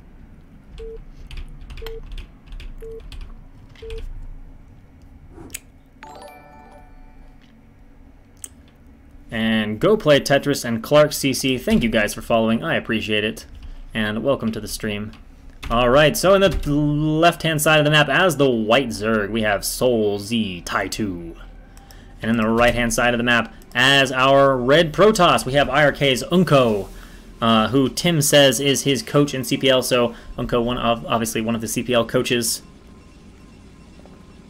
And we'll have to see Unco's play here. Let's see if it's responsible. Tim, of course, is one of the most improved CPL players. He's actually, I believe he probably started CPL around B rank, but he finished CPL at more or less 2K rank, well beyond the actual levels of CPL. Vastly improved player. Now, how much of that is down to his inherent skill versus Unco's coaching, I don't know, but Unco probably has part to do with it. And of course, we're going to have a Pylon. And of course, Tai2, a very strong foreign player. Again, certainly just by default of his status as a past BSL Pro League level player and general tournament results, is certainly a huge favorite here to take GosuLeague, and is known for being rather variable in his play. Came up as a player that did almost exclusively all-ins in those kind of plays, and then gradually rounded out to become a much more terrifying player. Obviously, the finer points of aggression are his specialty, but he is certainly capable of playing regular macro styles and is generally solid. Reminds me in some ways, perhaps, of Michael, Cheese King, etc., who would play very, very aggressive, but if the game went macro, he was still quite intimidating. And Unco, again, I don't know too much about Unco's play. We got a Forge here, and then obviously we're gonna have Gateway here. And if this is right, and this is blocked, which it should be, this will be a nice like 1-2 hex wall. So pretty good wall here from Unco. No surprises. And hey, it's Nemu who says Tai2 is gonna take it. Nemu, for the record, I agree. I agree. I think Tai2 will win, but who knows? I am okay with being surprised by Unco. If he brings out some really clever or really quality play. Overlord's going to float in here. Going to see all the usual stuff. And of course, Unco sees the 12 hatch going up here and should go straight into a Nexus. And going with the typical 13 Nexus that we see more often nowadays. And drone attacking away on the pylon. And Unco just scouting around here. Let's see, is Tai2 sending out another drone? Yep, gonna go ahead and grab a third hatch. No surprises there.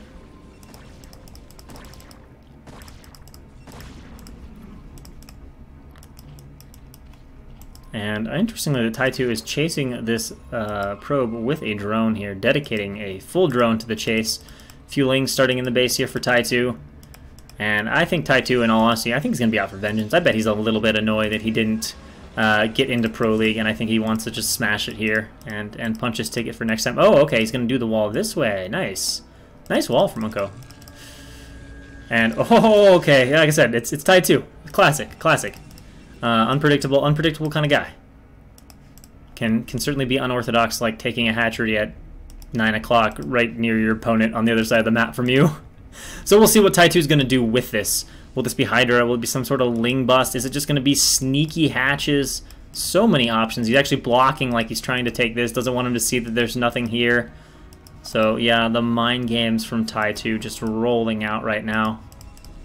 And again, this is kind of one of the things that Tai2 is very, very good at. This is tricky to play against. You know, you try to figure out what he's doing and you just don't know. And right now it's Lings. Right now it's Lings.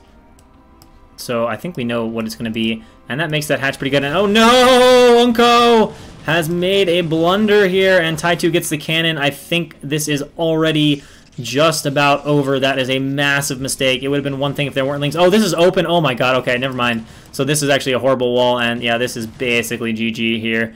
Not much Unco can do to recover here. I don't think there's really anything he can do. It would require some horrible, horrible miss micro from Tai2 as we watch the slow death. Tai2 is going to send a few Lings around here, and more Lings just going to be streaming on down from all of these hatcheries. Yep, confirmed Ling all in as we tab back to that hatchery. He's going to move down on the gateway. He gets the surround on the Zealot. Just going to devour it, getting so many free hits off. Unco is doing his best here to micro, but it's going to take eternity to get up a cannon, and one cannon is not enough to hold 3 hatchling all in. Even 2 is pretty hard. 3 is probably the ideal number to have, so it's just not going to happen here. The Ling's flooding in from Tai2. Unco knows his fate, but he's going to defend valiantly. It is a tournament.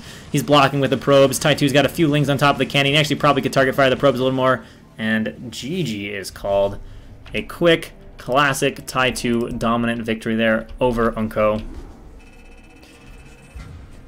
We see it all the time. Sub. Thanks for following. Just go out there and follow and sub to like every single channel on Twitch. Alright, so that's going to take us to a PvP of Kingdom versus Arcneon, and we are going to be on in the way of an Eddie for who gets the pleasure of taking on Tai2.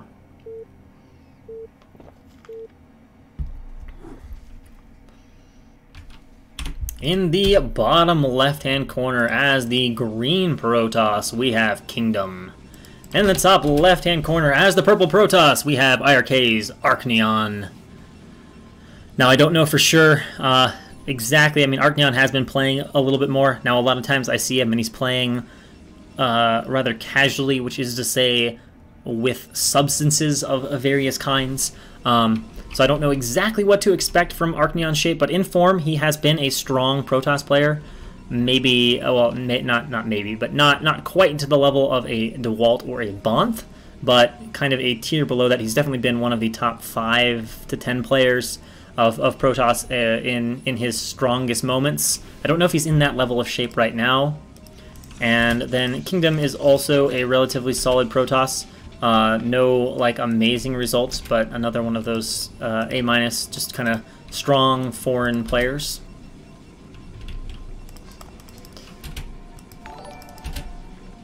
And DKZLDH, thanks for following, as well as I'm gonna Ace Angel Lion, maybe? I don't know. There's a lot of ways I could say that. So yeah, thanks for following, guys. Alright, so we're getting a gateway here from Kingdom and a gateway from Arcneon. Again, that's actually not surprising at all. In fact, it would be very weird if they didn't get gateways, but we won't go there.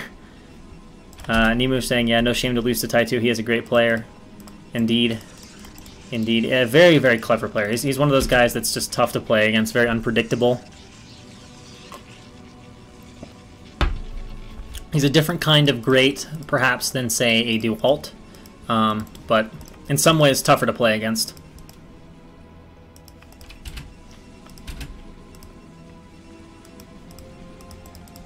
Although I guess sometimes that can depend on what kind of player you are. You know, if you're a very like knowledgeable player that really makes skill by having like really great decisions and understanding, then perhaps Tai2 would be a little more comfortable to play against.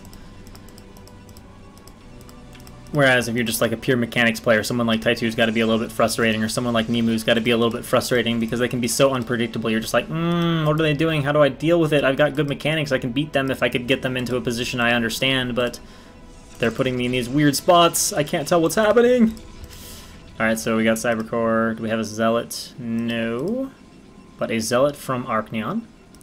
So Kingdom going for that slightly better economy, but is going to give up having that additional Zealot. So that's the easiest way to look at it if you guys are new to PvP or don't understand it. Basically, you have a choice to make a Zealot, and then if you make the Zealot first, the Dragoon comes out at basically the same time, so you don't sacrifice like a Dragoon to get a Zealot, but you do have to cut your probe because the Zealot takes you up a supply, and you have a brief supply block. So you basically kind of cut a probe to have an extra Zealot out.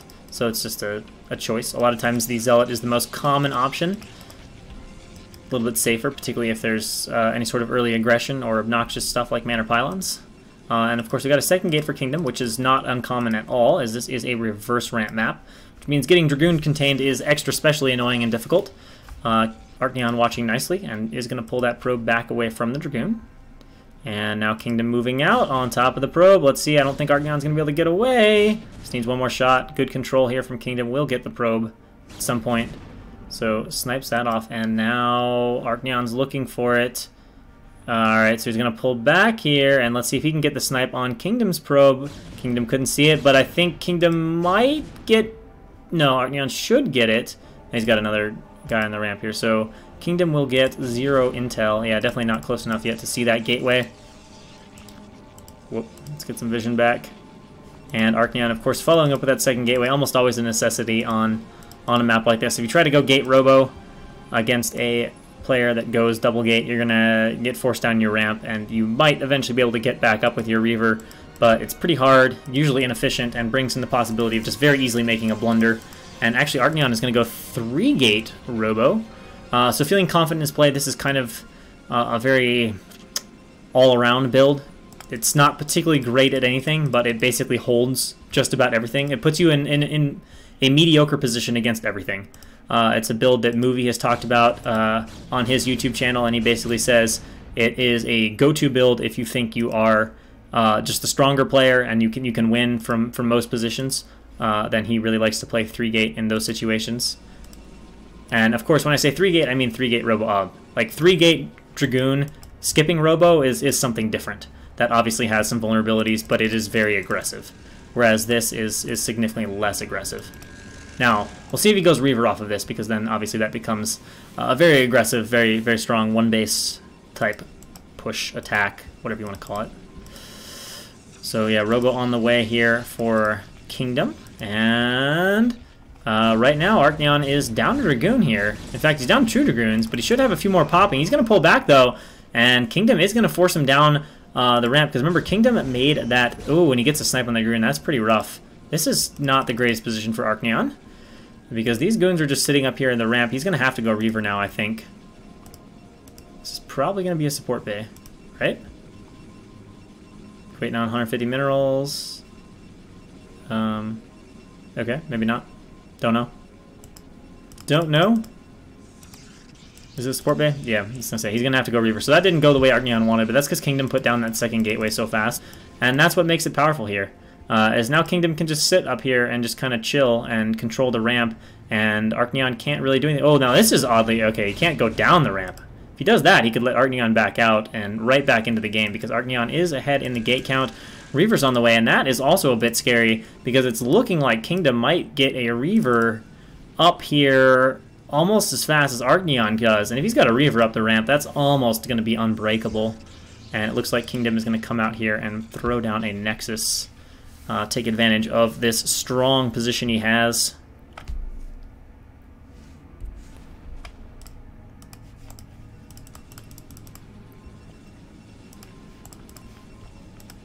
Observer coming in here for Arcneon, taking a look at what's going on, sitting back here being like, I don't like this. Oh, he's gonna, okay, that's not a bad decision, I guess, from Arcneon, who has opted to make a few Zealots here.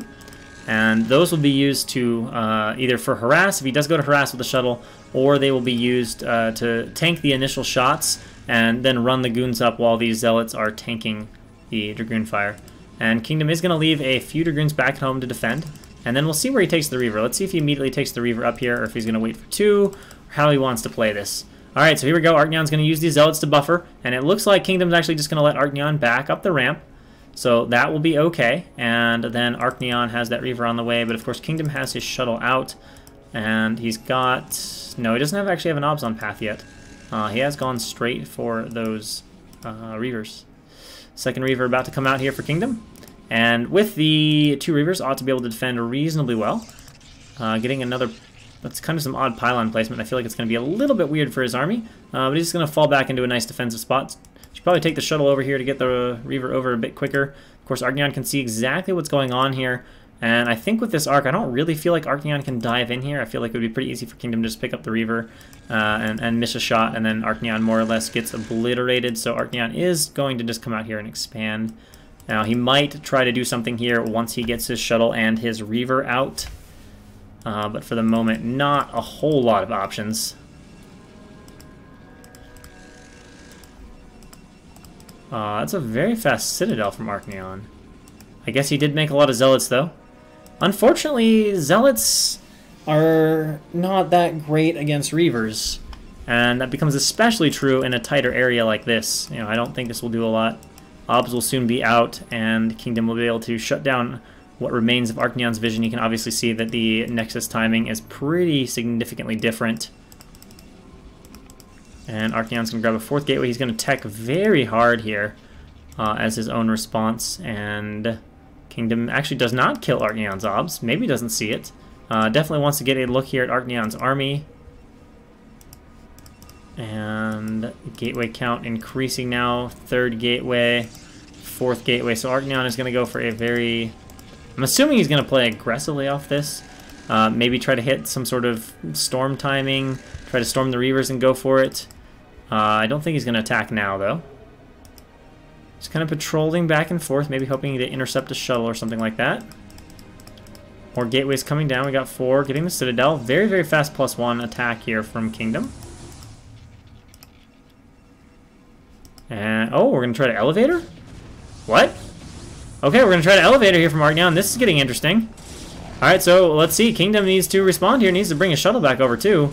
But Arcneon looks very out of position for this. Or maybe he just wants to distract with the elevator and then try to attack. But obviously this can't possibly work. So I don't think Arcneon really gets a lot of mileage out of this. Does get a probe pull, a little bit of drilling. Might pick off a Dragoon. Or maybe not. The Dragoon's actually going to get glitched through. So that really doesn't accomplish much. Trying to do a bit of harass here with the Reavers, but Kingdom's Reavers getting some very nice shots off. Arcneon runs in for the shuttle snipe. Not... Oh, actually, he's going to get the shuttle. And a Reaver, but not enough to bust, that's for sure. And, oh, no. Let's see. Yeah, target firing is good. So that goes pretty bad for Arcneon. And obviously now Kingdom in more or less a dominant position. Much faster Nexus. Killed off most of Arcneon's army for almost nothing. And yeah, Arcneon has like 3 Templar and a Reaver. It's a lot of splash, but it's not a lot of anything else. He just threw away the 4 Zealots, he lost the shuttle, well, I traded out shuttles and a Reaver. I threw away about 8 or 9 Dragoons. And he doesn't really have enough money to do anything. He's actually running a bit high on money right now. I don't like Kingdom's gateway placement, though. There have been some weird macro configurations getting set up. Players making it a little bit harder on themselves to get everything done. This is the kind of abuse Kingdom had in mind when he pros the land at his home. Hey, Baku, thanks for the host, man. Alright, we got a DT here for Arcneon coming across.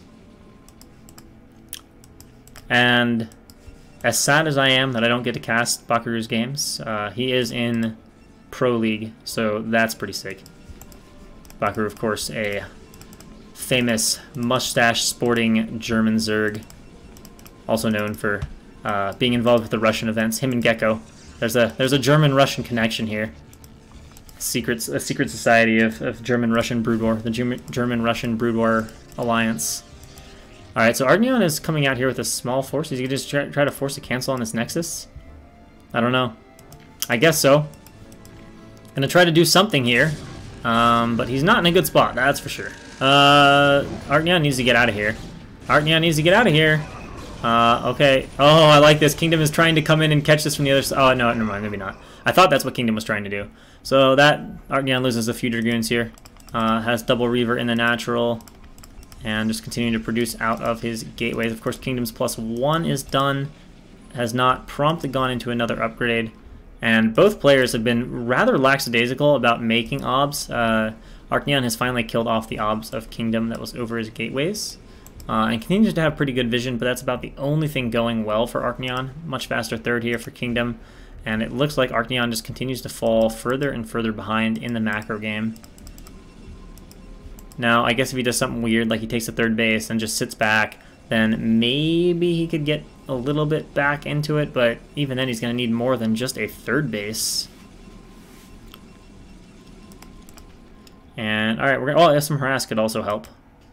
Is he getting speed for his shuttle? Yes, he is. Alright, so we're going to have some pretty serious harass from Arcneon. That's always a pretty good option if you're behind. Harass is one of the best things you can do to try to bring things back into it a little more.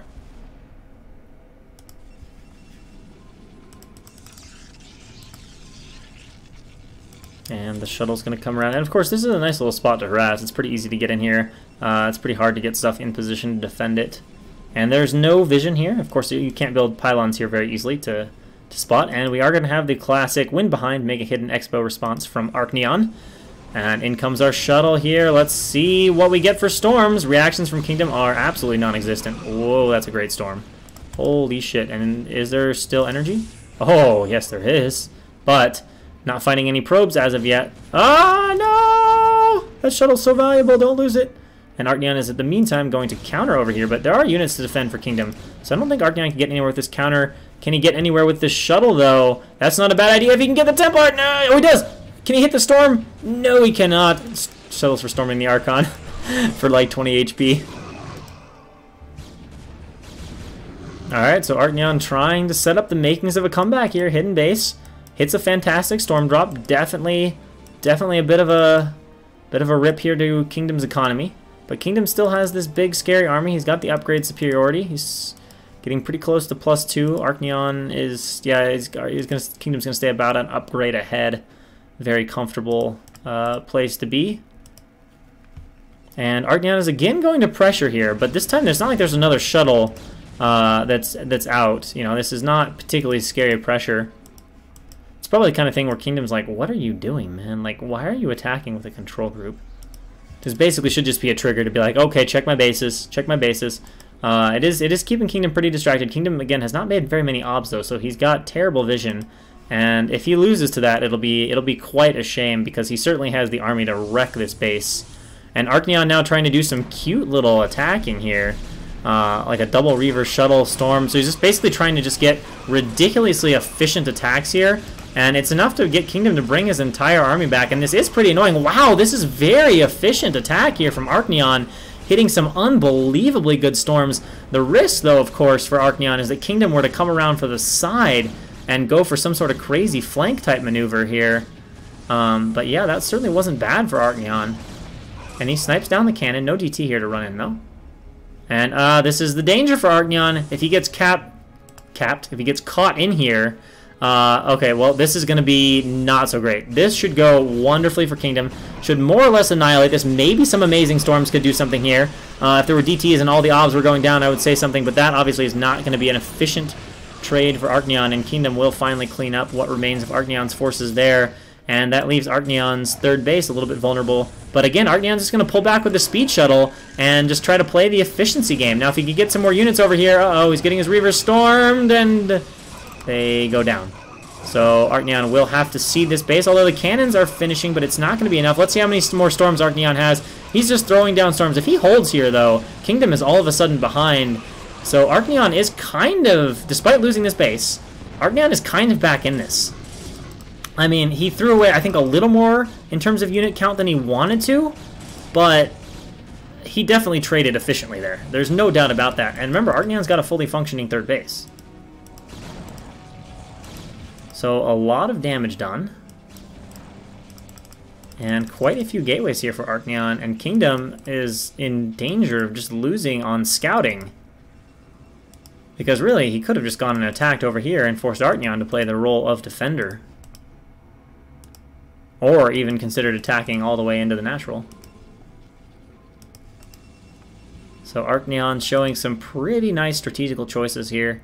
Some pretty good abuse. Kingdom not really understanding quite as well the game plan that Arcneon has in mind, and took some pretty bad losses. But it looks like, just on pure coincidence, Kingdom has decided to kill this base.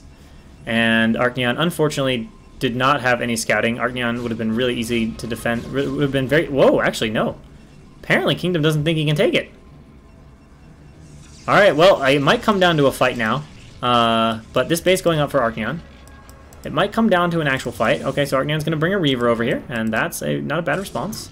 Gets another good Scarab off. Boom, wow. Killer Scarab. Like I said, oh, and an intercept! No way! Arcneon working on a hell of a comeback here. Still pretty behind, though, in supply. Like, it's by no means a comeback yet, but he's working on it. But Kingdom is getting up a base over here. But a fourth base coming up here for Arcneon. I felt like he probably needed to harass maybe just a little bit more. Because remember, Kingdom still has a very big army, and Arcneon doesn't. In spite of all of this, it might just come down to a whimper at the end. Like, the way Arcneon's been playing is good, but he needs to have a way to sit back and be very defensive right now and force Kingdom's hand. But he's out here. He's going to get these guys, taking a bunch of extra damage. Oh, Arcneon actually goes the wrong way, loses the Archon. Kingdom sniping that off, and Kingdom's army is just perhaps a bit too scary right now. Now, I guess this would probably be the best possible outcome, is if Kingdom just says, barrels into the natural and goes for it, and Arcneon can hit the Storms of Legends here and just splash defend. Will Kingdom commit to this? Because if he failed an attack like this, then he would be getting into a very rough spot, and especially if something bad goes off here. Alright, gonna swing around, deny this base. Arcneon waiting for the right moment to go and harass. Unfortunately, that shuttle very low on HP. And here comes the shuttle. Some of the harass that Arcneon wants to get into this. Reaver is down. Will the storms be noticed? No, they won't. And another obliteration of the natural. And nothing, remember, nothing left in the main. That is for sure mined out. Arcneon, what can he do here? He's going to skirt the edges. Kingdom is going to swing around to the third base. He will be able to deny that. And the probe pull right now, Arcneon gets the bait that he wants, but the probe split is pretty good. That's a storm there, getting a lot of probes.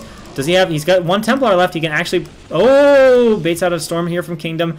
Now, the only thing I wish Arcneon would have done is left a few Templar back here to do some amazing storm work here and just be even more efficient. But he is doing a lot to slow down Kingdom's economy, but Kingdom is realizing that Arcneon does not have the army he needs to fight and is just starting to consume the map.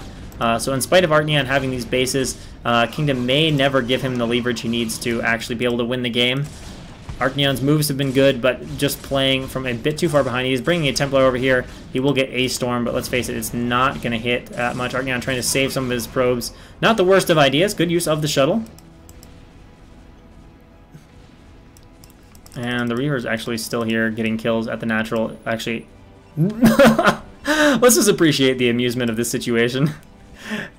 All kinds of juicy probes. Both players ignoring the fact that there's just a Reaver sitting in the natural. It's like, ah, well, it's just a Reaver. Who cares about a Reaver?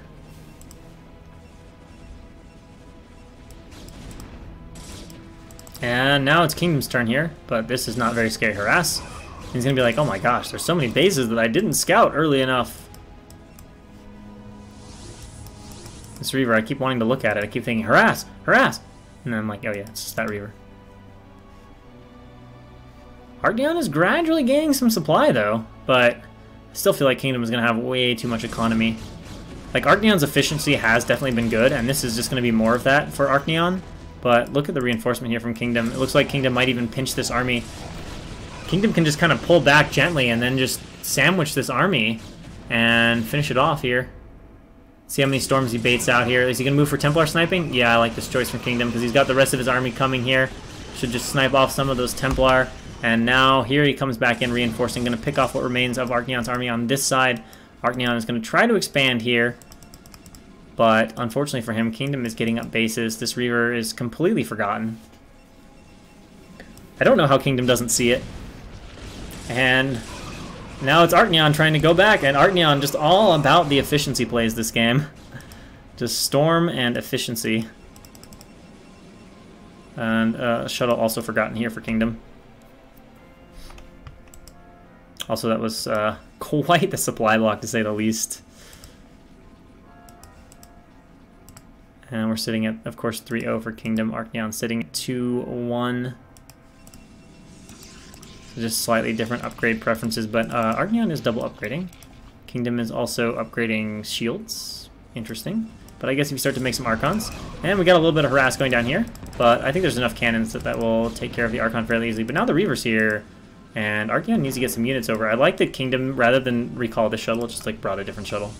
And we're going to have Reaver versus Reaver defense. Nice shot, finishes off the Archon. This fight can go on forever. Oh, though, good scare. Oh, no, it does. That one might hit, though. All right. What, Arcneon, what are you doing? Are you going back for other units? I don't know. I don't know. We're just going to focus all on the harass right here. It looks like this Reaver finally got killed. But it did kill those probes. Oh, what did I see? What's this? We have an Arbiter. We have an Arbiter coming into play here. And we're going to bring a Templar and a Dragoon to finish this off. And Arcneon can finally go back to mining this base. Arcneon trying to reestablish on the right side. Amazingly, Kingdom is still not maxed, despite having like a bunch of bases.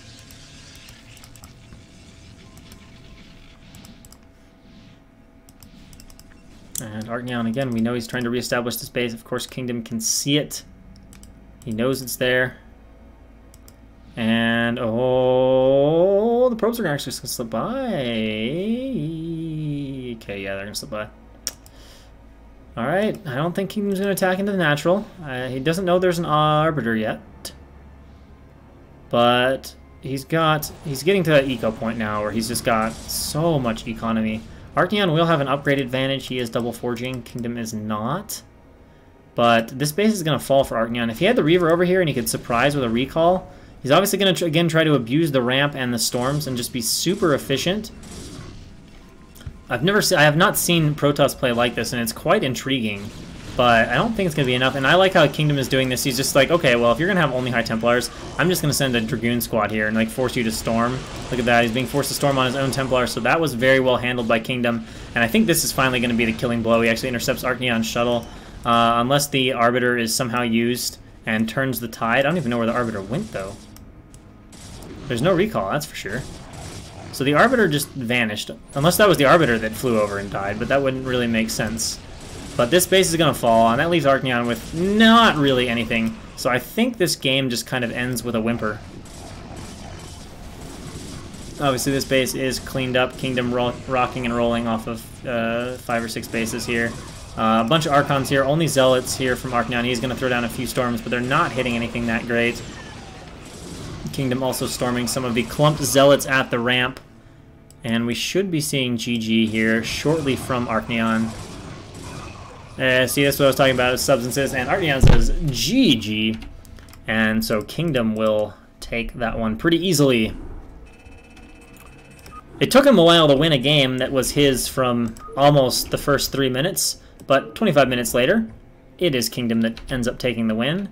And that is going to take us to the winner's match, where Kingdom will be forced to play against the North American Hope, Tie 2.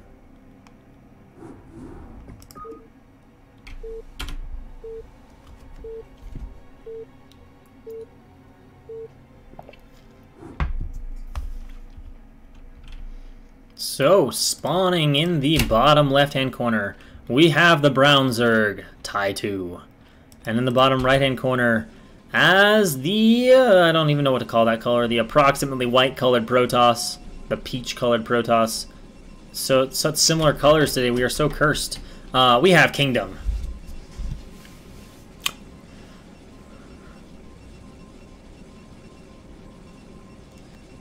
Yaj saying, ironic that the excuse came from someone other than Kingdom. Is Kingdom known for making excuses? I guess that certainly is what that comment is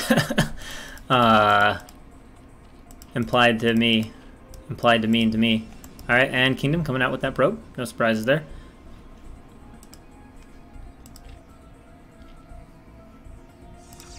Alright, probably Forge Gate, most likely. And Yaj saying yes, lol, every time. Really? Okay. Well, we'll watch and see what happens here if Tie 2 wins. We'll test. We'll put Yaj Mahal's theory to the test. See if he gives the stream any juicy tidbits or not. Probably gonna be hard to top some of the juice we already had, but you know, gotta have a little drama, I guess, to keep things tense and interesting. All right, so we have Overpool from Tie 2, and the Forge goes up here for Kingdom.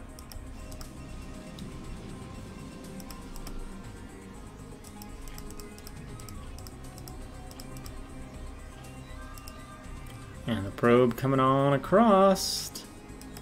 What will it see? Oh, okay, yeah, saying he's not one of the players that'll just trash talk anyway. Because there are some players that definitely don't give a shit and are just going to say whatever they're going to say no matter what. Yeah, Arcneon likes to teach too. Yeah, he does do that a lot. I mean, I liked a lot of things Arcneon was doing in that game, in all honesty. It was not a horrible approach to playing from a deficit. It's not like some players who just kind of like, oh, I'm behind, I'm just going to mostly play standard, and then they basically die because they're just behind. It was quite unorthodox. It was a bit weird, but it was a fun approach. And Nemu and Baritraz, thank you guys for following. Always appreciated. All right, in comes the probe here from Kingdom, or coming back from his double scouting adventures. And Tie 2, of course, has his Overlord here. Looks like he's going to drop a third at a normal location, and 5 or 6 lings on the way. How's the ling tag to that probe so we can watch wherever that guy goes? A few more lings. Uh-oh. Uh-oh. Uh-oh. I don't know. Still no gateway even.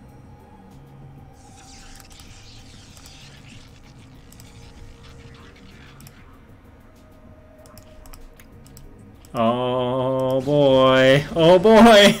Not again. Not again. It's not. There's no speed this time. It's not quite as scary, but it's a rough start already for Kingdom. Completely not expecting that. It's a little surprising. It is tie 2. So both players are going to suffer here. Oh, that's pretty good initial probe shots, though. So the tie 2 gets in, and that's obviously great. More lings are going to spill in here, and just going straight to work on the forge. It's looking pretty bad for Kingdom already. He's going to try to make another cannon, but of course tie 2 has the lings to circle around from the back here. Just going to start picking off the probes here, ripping apart the economy, and that looks to be a GG situation here. No chance of getting up a cannon now, and he's losing all of his probes, trying to drill at the ramp, but really he's not getting any ling kills. And tie 2 shows us that when you're tie 2, you don't even need to make lings. No reason to play the game longer than 5 minutes. You've got more important things to do in life. Just take the win. There is a third. Oh, check that far base. That's actually probably fair. And Kingdom says, GG yo. And tie 2 takes less than 10 minutes to punch his ticket into the round of 16.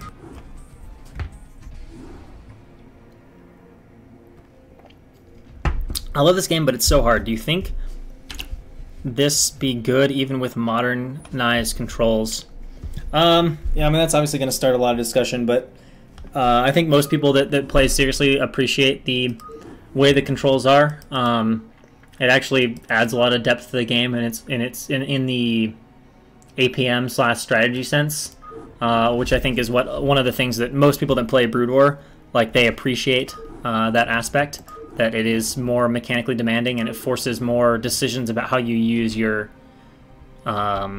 strategy, like, temporally, right? Because, like, obviously there's the strategic side of, like, builds and what you'd think of classically as strategy, but there's also, for lack of a better way of describing it, there's time strategy, right? It's like you only have so many actions, and it's how do you use them? Do I send probes to mine right now? Do I fight with my army right now? Do I harass? Do I defend? You know, what do you do with your time? And I think a lot of people appreciate that aspect. So, in the top position at 12 o'clock, as the Teal Protoss, we have Arcneon. And in the bottom, yeah, we'll call it bottom right position, as the White Protoss, we have Unco. So here we go. Nemu smiling approvingly. All toss should be punished if they're greedy.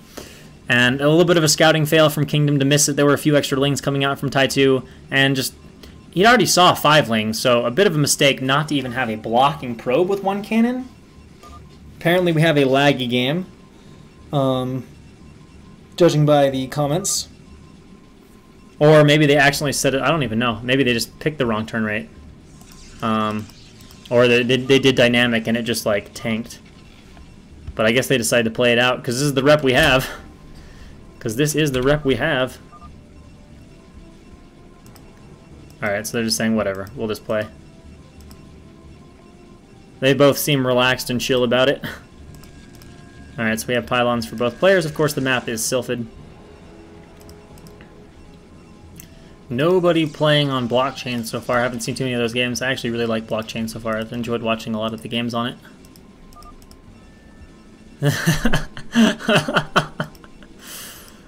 Uncle wants the tips. Well, we know what Kingdom did. He did 2 fast gateways into a Reaver. Oh, this time Arcneon's up in the ante with the pre-excuse. I'm too hungover to play. Arcneon does seem to drink a lot. That is the impression I get. I have tuned into his stream several times and seen him on heavy substances. Reminds me of the classic Arbiters video made by none other than Noonie. So we're going to have 2-gate versus 2-gate. Both players are like, well, it's non-ramp, so we're just going to 2-gate each other. Probably we'll see 3 Zealot expand. It's been a long time, actually, since I've seen a 5 Zealot Nexus PvP. Maybe we'll finally get one, but I'm not expecting it. And Unco heading out now to scout.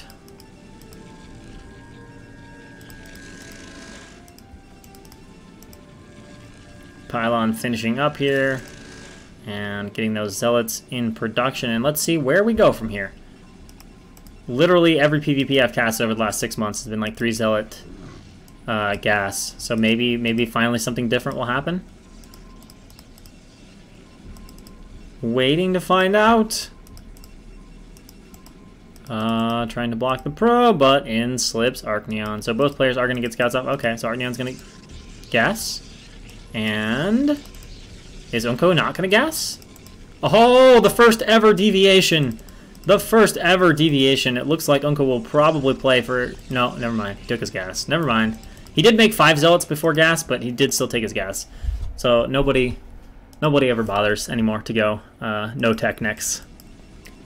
So three slots versus 5 slots into next. Both players are going to have 5 slots at some point. But there will be a little bit, perhaps, of a window for Unco to be aggressive if he can get something off. Arcneon doing a little bit of probe harass here.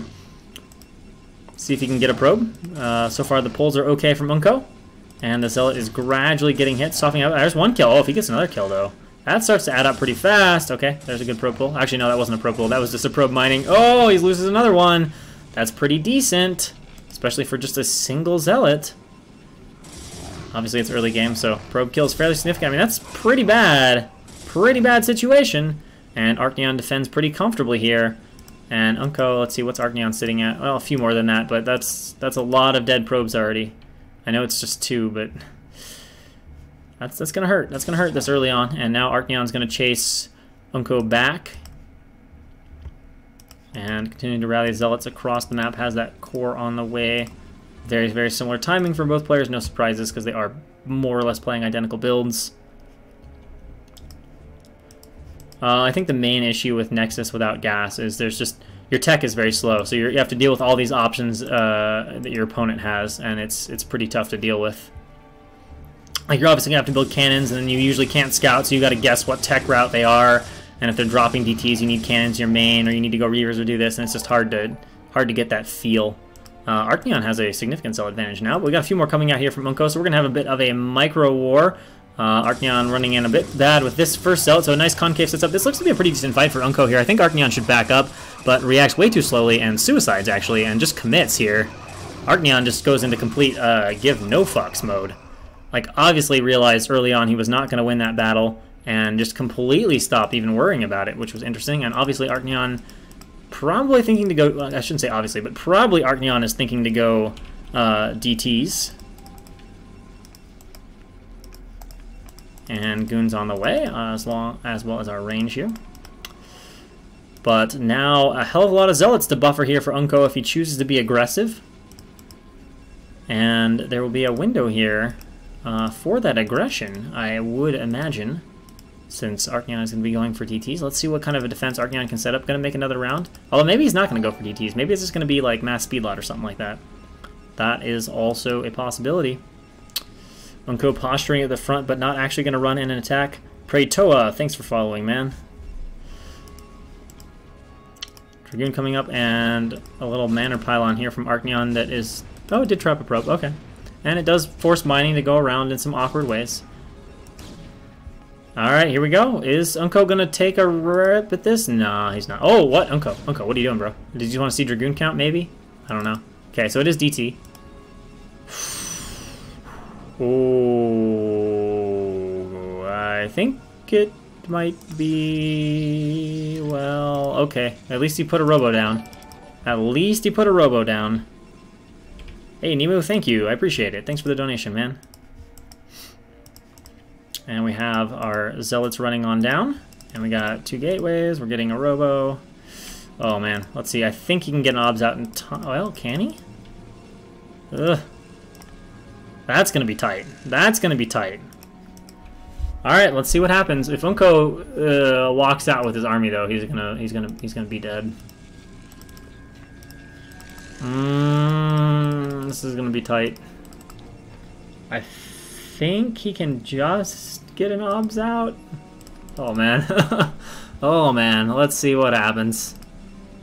We got DT walk distance. I don't know. Has he left this too late? Arcneon searches range, goes into a 3rd gateway. DTs are on the map now. He's going to go immediately into obs, I hope. He is on top of it. Oh, oh, okay. That was a bit of delay time, though. Oh, it makes a shuttle first, though. He makes the shuttle first. I think he's going to take some serious damage. Yeah, he's not... Oh, let's see. If he sees this and can go here, he'll be okay. If he does not see these DTs, it's going to hurt. Or maybe Arcneon's just going to combo it with an attack. This will be interesting. Let's see what happens here.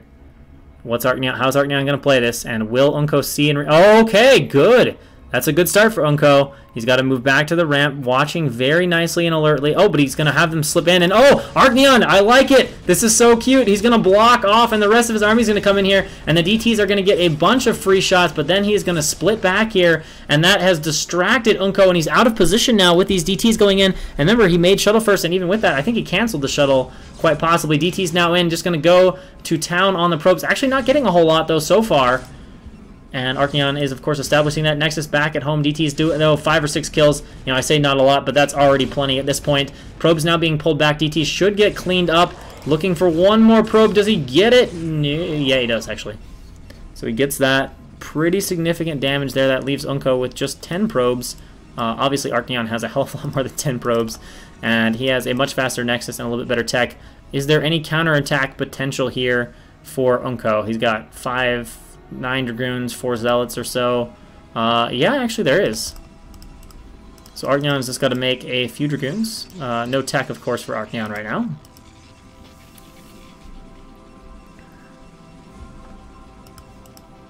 And here we come across the map. Probe transfer for Arcneon. So Arcneon's basically got a hold, and then he's in a very good position. And it's all about Unco trying to do the micro to break. I'm a little surprised Arcneon's not building a battery, because he's definitely behind in both Dragoon and Zealot count. About 2 Dragoons behind, about 2 Zealots behind. Can Unco make this bust work? He might be able to, in all honesty. He's just got to walk right in here. I think this is just a case where you just walk in, and yep, everything is falling really fast. It's softened up here. Arcneon has not built a battery or anything. Dragoons are walking on top, and most of his stuff is following. The probe pull is definitely not quick enough here, and I think Unco is going to be able to do some pretty serious damage. Now, there's not reinforcements, and there are reinforcing Dragoons coming up here from Arcneon, and now the probes are fighting pretty well, but will it be enough? Still a tremendous number of Dragoons alive here, and most of them in pretty good health here. And it looks like Unco is just looking for control of that ramp. It's probably going to... Oh, yeah, okay, Arcneon just goes straight into GG. Maybe overbuilt gateways here and slightly misjudged this with no reinforcements. And Unco emphatically says GG with the exclamation mark. So Unco, on kind of a dying breath there, gets it done. Weird reactions from Arcneon. I think that could have been defended, but he definitely would have needed a faster probe pull. Oh man, there's some juicy drama in this chat channel. And that's going to take us to what? That's going to take us to Kingdom versus Unco. The final match. One must fall. One will move on. Who will it be? Here we go into our final game of this group. I mean, Arcneon said he was hungover. He did not say he was drunk, but he did say he was too hungover. Alright, so we have in the bottom right-hand corner, as the orange Protoss, Kingdom. In the top left-hand corner, as the red Protoss, we have IRK's Unco. So the battle shall rage. And, of course, in the wave and eddy, so expect to see aggressive play, 2-gate type play. Maybe not 2-gate Zealot, but like 2-gate Dragoons. Probably not going to see like a 1-gate Robo. You have to have some serious confidence to do that. It is cross-map though, so that will lessen the power of anybody going for highly aggressive plays.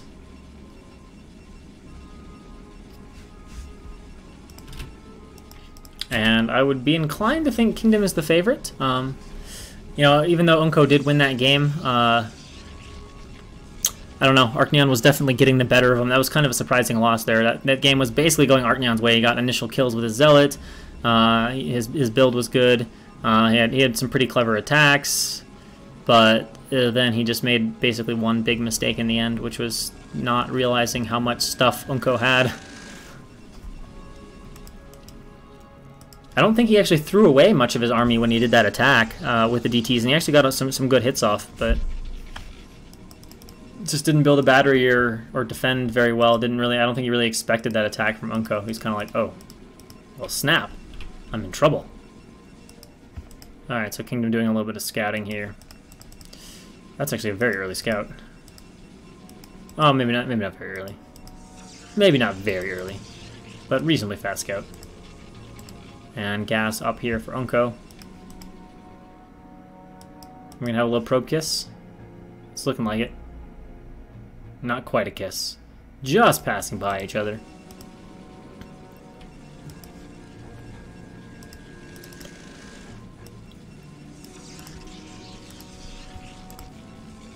Alright, so almost the same time. Oh, wow. That's like identical. That's literally identical core timings. It's like 2 HP different, maybe? So, exactly the same time. So, are we looking for mana pylon, or are we just clicking on the probes? We're just gonna mine. Just gonna mine some minerals. Got a zealot on the way. Kingdom, yeah. Kingdom has shown that generally he prefers to skip the zealot. Obviously feels confident in his ability to defend early harass, given that he does that.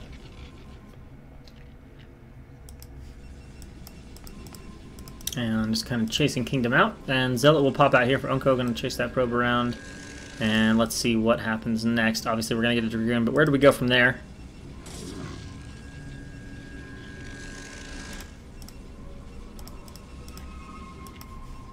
So, Kingdom with that 1 extra probe, but Unco with a 1 extra Zealot. But not opting to use it for any sort of harass. Just going to keep it at home, chase the probe, run his probe around. You can see range starts here. So both players do go range. Again, not surprising, especially with these reverse ramp maps. It can be a little bit difficult to go straight into DT or something like that on a map like this if you skip range. Then your opponent can really start to abuse the high ground and the ramp and just make your life a living hell.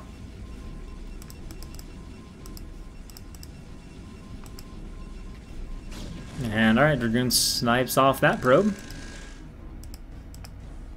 And now we're going to come across and harass with the single Zealot. Try to get the Dragoon off the ramp and maybe get the Zealot down in here and get a probe kill or 2 on Kingdom. And in the meantime, Kingdom is going up and around. And we get a highly aggressive build here from Unco, but this probe from Kingdom is going to be doing some work, getting off a very nice scout.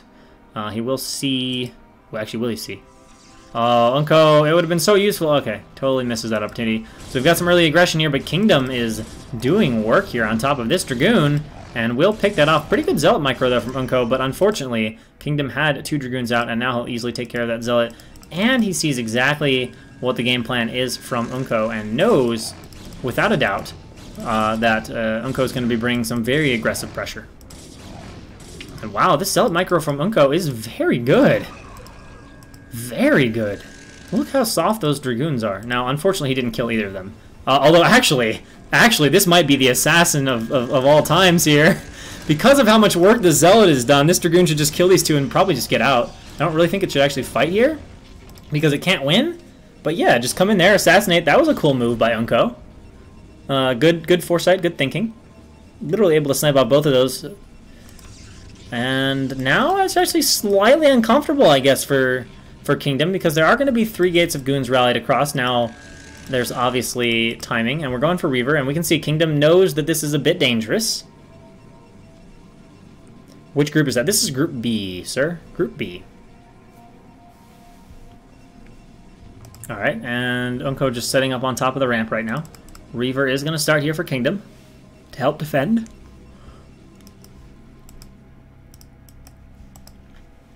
And all those Dragoons rushing across. Yep, just Unco spamming out Dragoons. Let's see if he can get something done here, but I think it's not going to be long. 3rd gateway kicking in. Kingdom ought to be just fine.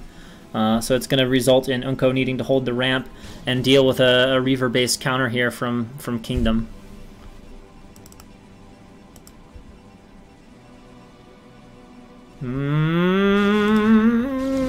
He's trying to... Oh, no. He's got to back up. Got to back up. Oh, man. Oh, no. Dragoon pathing. Dragoon pathing. I think now Kingdom just gets to go up his ramp, and Unco's in a bad spot.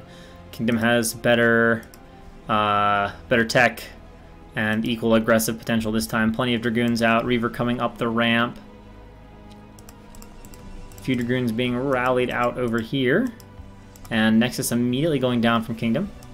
Gonna pull that Dragoon up. Should have a few more. Actually, wait, he's pausing production? Oh! Well... 6 against... Okay, probably not enough. Did he make another Reaver? Oh, man, that's a pretty long pause. This is a very long pause from Kingdom. Wow, okay. possibly then, depending on just how quickly the Reaver can be sniped, possibly Unco could make his Mega Gateway aggression work out here. I don't know if he'll dive in there, but Kingdom has had a huge hold on units. This is an incredibly huge hold. This is so risky. If Kingdom loses because of this, I'm not even going to know what to say. He's still not making any Dragoons. Like, I understand that he wanted an OBS, but Unco might not be attacking. Unco might be missing a window. I mean, he's got enough right now. This Reaver's so snipeable. He could just send one goon in front to, like, absorb it and then just dive on top of everything. And he's going for it. Will Unco win with another dive? Oh, he's kind of blundering here. The Dragoon's not getting off some very good initial shots, but remember, Kingdom has held unit production for such a long time, but so has Unco, and Unco's probably thinking, damn, if only I would have just kept making goons. But that could have gone a little bit better for Unco, but this is still going to go well, because Kingdom paused absolutely everything, and now I think Unco just zones the ramp and probably kills Kingdom's Nexus. Interestingly, going for the pylon first, which is an odd choice. I would be target firing this, or at least moving, or maybe moving my Dragoons down here and hold positioning. And we'll see if Kingdom makes a desperate move to save this Nexus here before it dies. And Unco is missing opportunities here. Had he been target firing, well, actually, never mind. It's only one Dragoon that's shooting the pylon down here. But definitely the Nexus will die.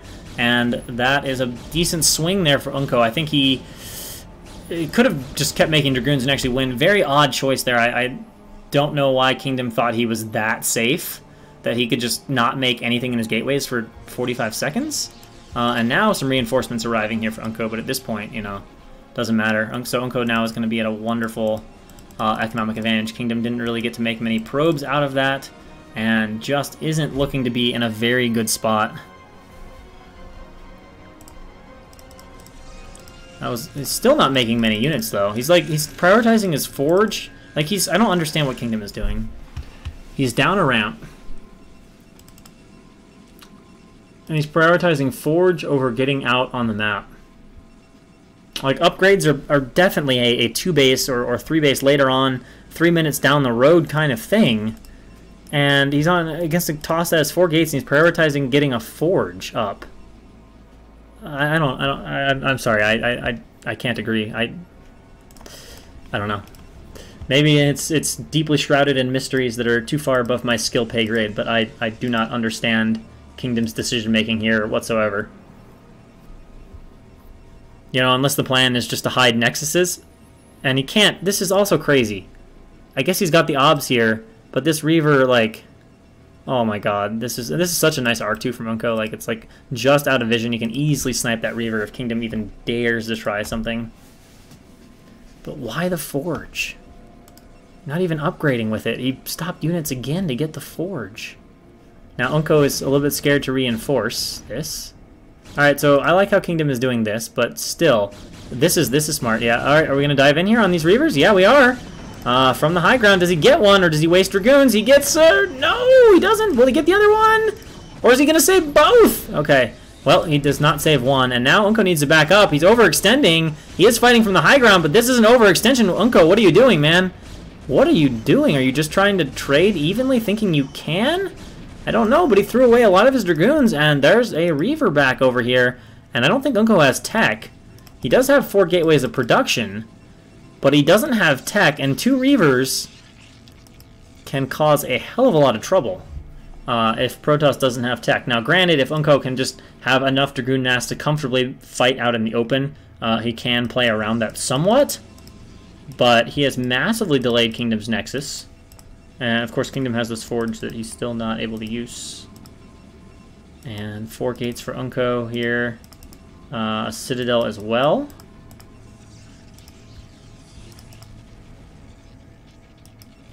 And yeah, alright, here we go. Did we get a second? Yeah, we got a second Reaver. So this is a pretty scary attack here from Kingdom. He's honestly not even making a Nexus. So this is pretty much do or die. But let's face it, this is like 13 goons. It's pretty similar, pretty even numbers here. And so what Unco really needs is to just kind of fight and force this army to move in and fight multiple times before it gets to his base, and then go from there. Although actually it looks like this might be a posture and harass type move. So in comes the shuttle. How will the reactions be from Unco? This is definitely a way to get back into it. The reactions are actually pretty goddamn good. Considering the angle the Reaver came in from, very good. Almost no damage done. Probes returning back to the base. And now swinging around, considering the attack. He's going to lose the high ground, though. But his unit count is perhaps a bit small. But if he gets the shuttle, oh, so close. But now he can easily move forward. He's going for the shuttle snipe. He's got the Reavers down. One Reaver's going to fall quickly, and then the other one can fall. But there's a lot of reinforcements coming up for Kingdom. And actually both players reasonably on the high ground here, but it looks like there's going to be enough to defend for Unco unless the health of the Dragoons is very, very low on one side or the other. Zealots in there doing quite a bit of tanking, and this should be enough to reinforce, which will leave Kingdom more or less in a GG type of position here. In fact, we might even see GG here as this dies. Unco is actually just going to win this fight, and indeed GG is called. Unco with these super emphatic GGs. I feel like he's going to sort of make someone mad. Like, GG, I own the shit out of you! Exclamation mark. Alright, so, props to Unco, and props to Tai2, who move on to the round of 16, along with Madinho and, Yugox. Madinho, Yugox, Unco, Tai2 into the round of 16. So yeah, not the best Reaver control. That really cost him. The harass didn't get anything done. It was a good attempt, but I don't know. That was some very odd decision making there from Kingdom, like getting a forge going, really aggressive, etc., etc. Yeah. So obviously that's it for today. Of course, coming up on Thursday, aka 2 days from now, same time as today, we're gonna have groups C and D, and those groups, if you guys are wondering, contain like Jiraiya, Dreamer, La Abuela, I believe Denzi's group, Dissection, Tech, Yop. So we got, yeah, a few more groups coming up on Thursday. So thanks to you guys for watching. He might have missed, yeah, that would be a pretty bizarre misclick. So yeah, good wins though. Good wins for Unco though. I mean, you know, if you consider the pedigree of who he was playing, those were good wins. PvP can be a bit volatile, but you know, I would have certainly have thought in my head as Arcneon and Kingdom as the stronger players, the more favored players, whatever, the more established players. So tip of the cap there to Unco. Tai2 does the expected. And thanks for watching, guys. And I will see you guys all on Thursday for our next game. And thanks to everybody for following and tuning in and supporting this wonderful tournament. Again, shout outs to Zero, to Han, to Hatchet, and to everyone else involved in organizing this wonderful tournament we all call BSL. So yeah, see you later, guys. Bye-bye.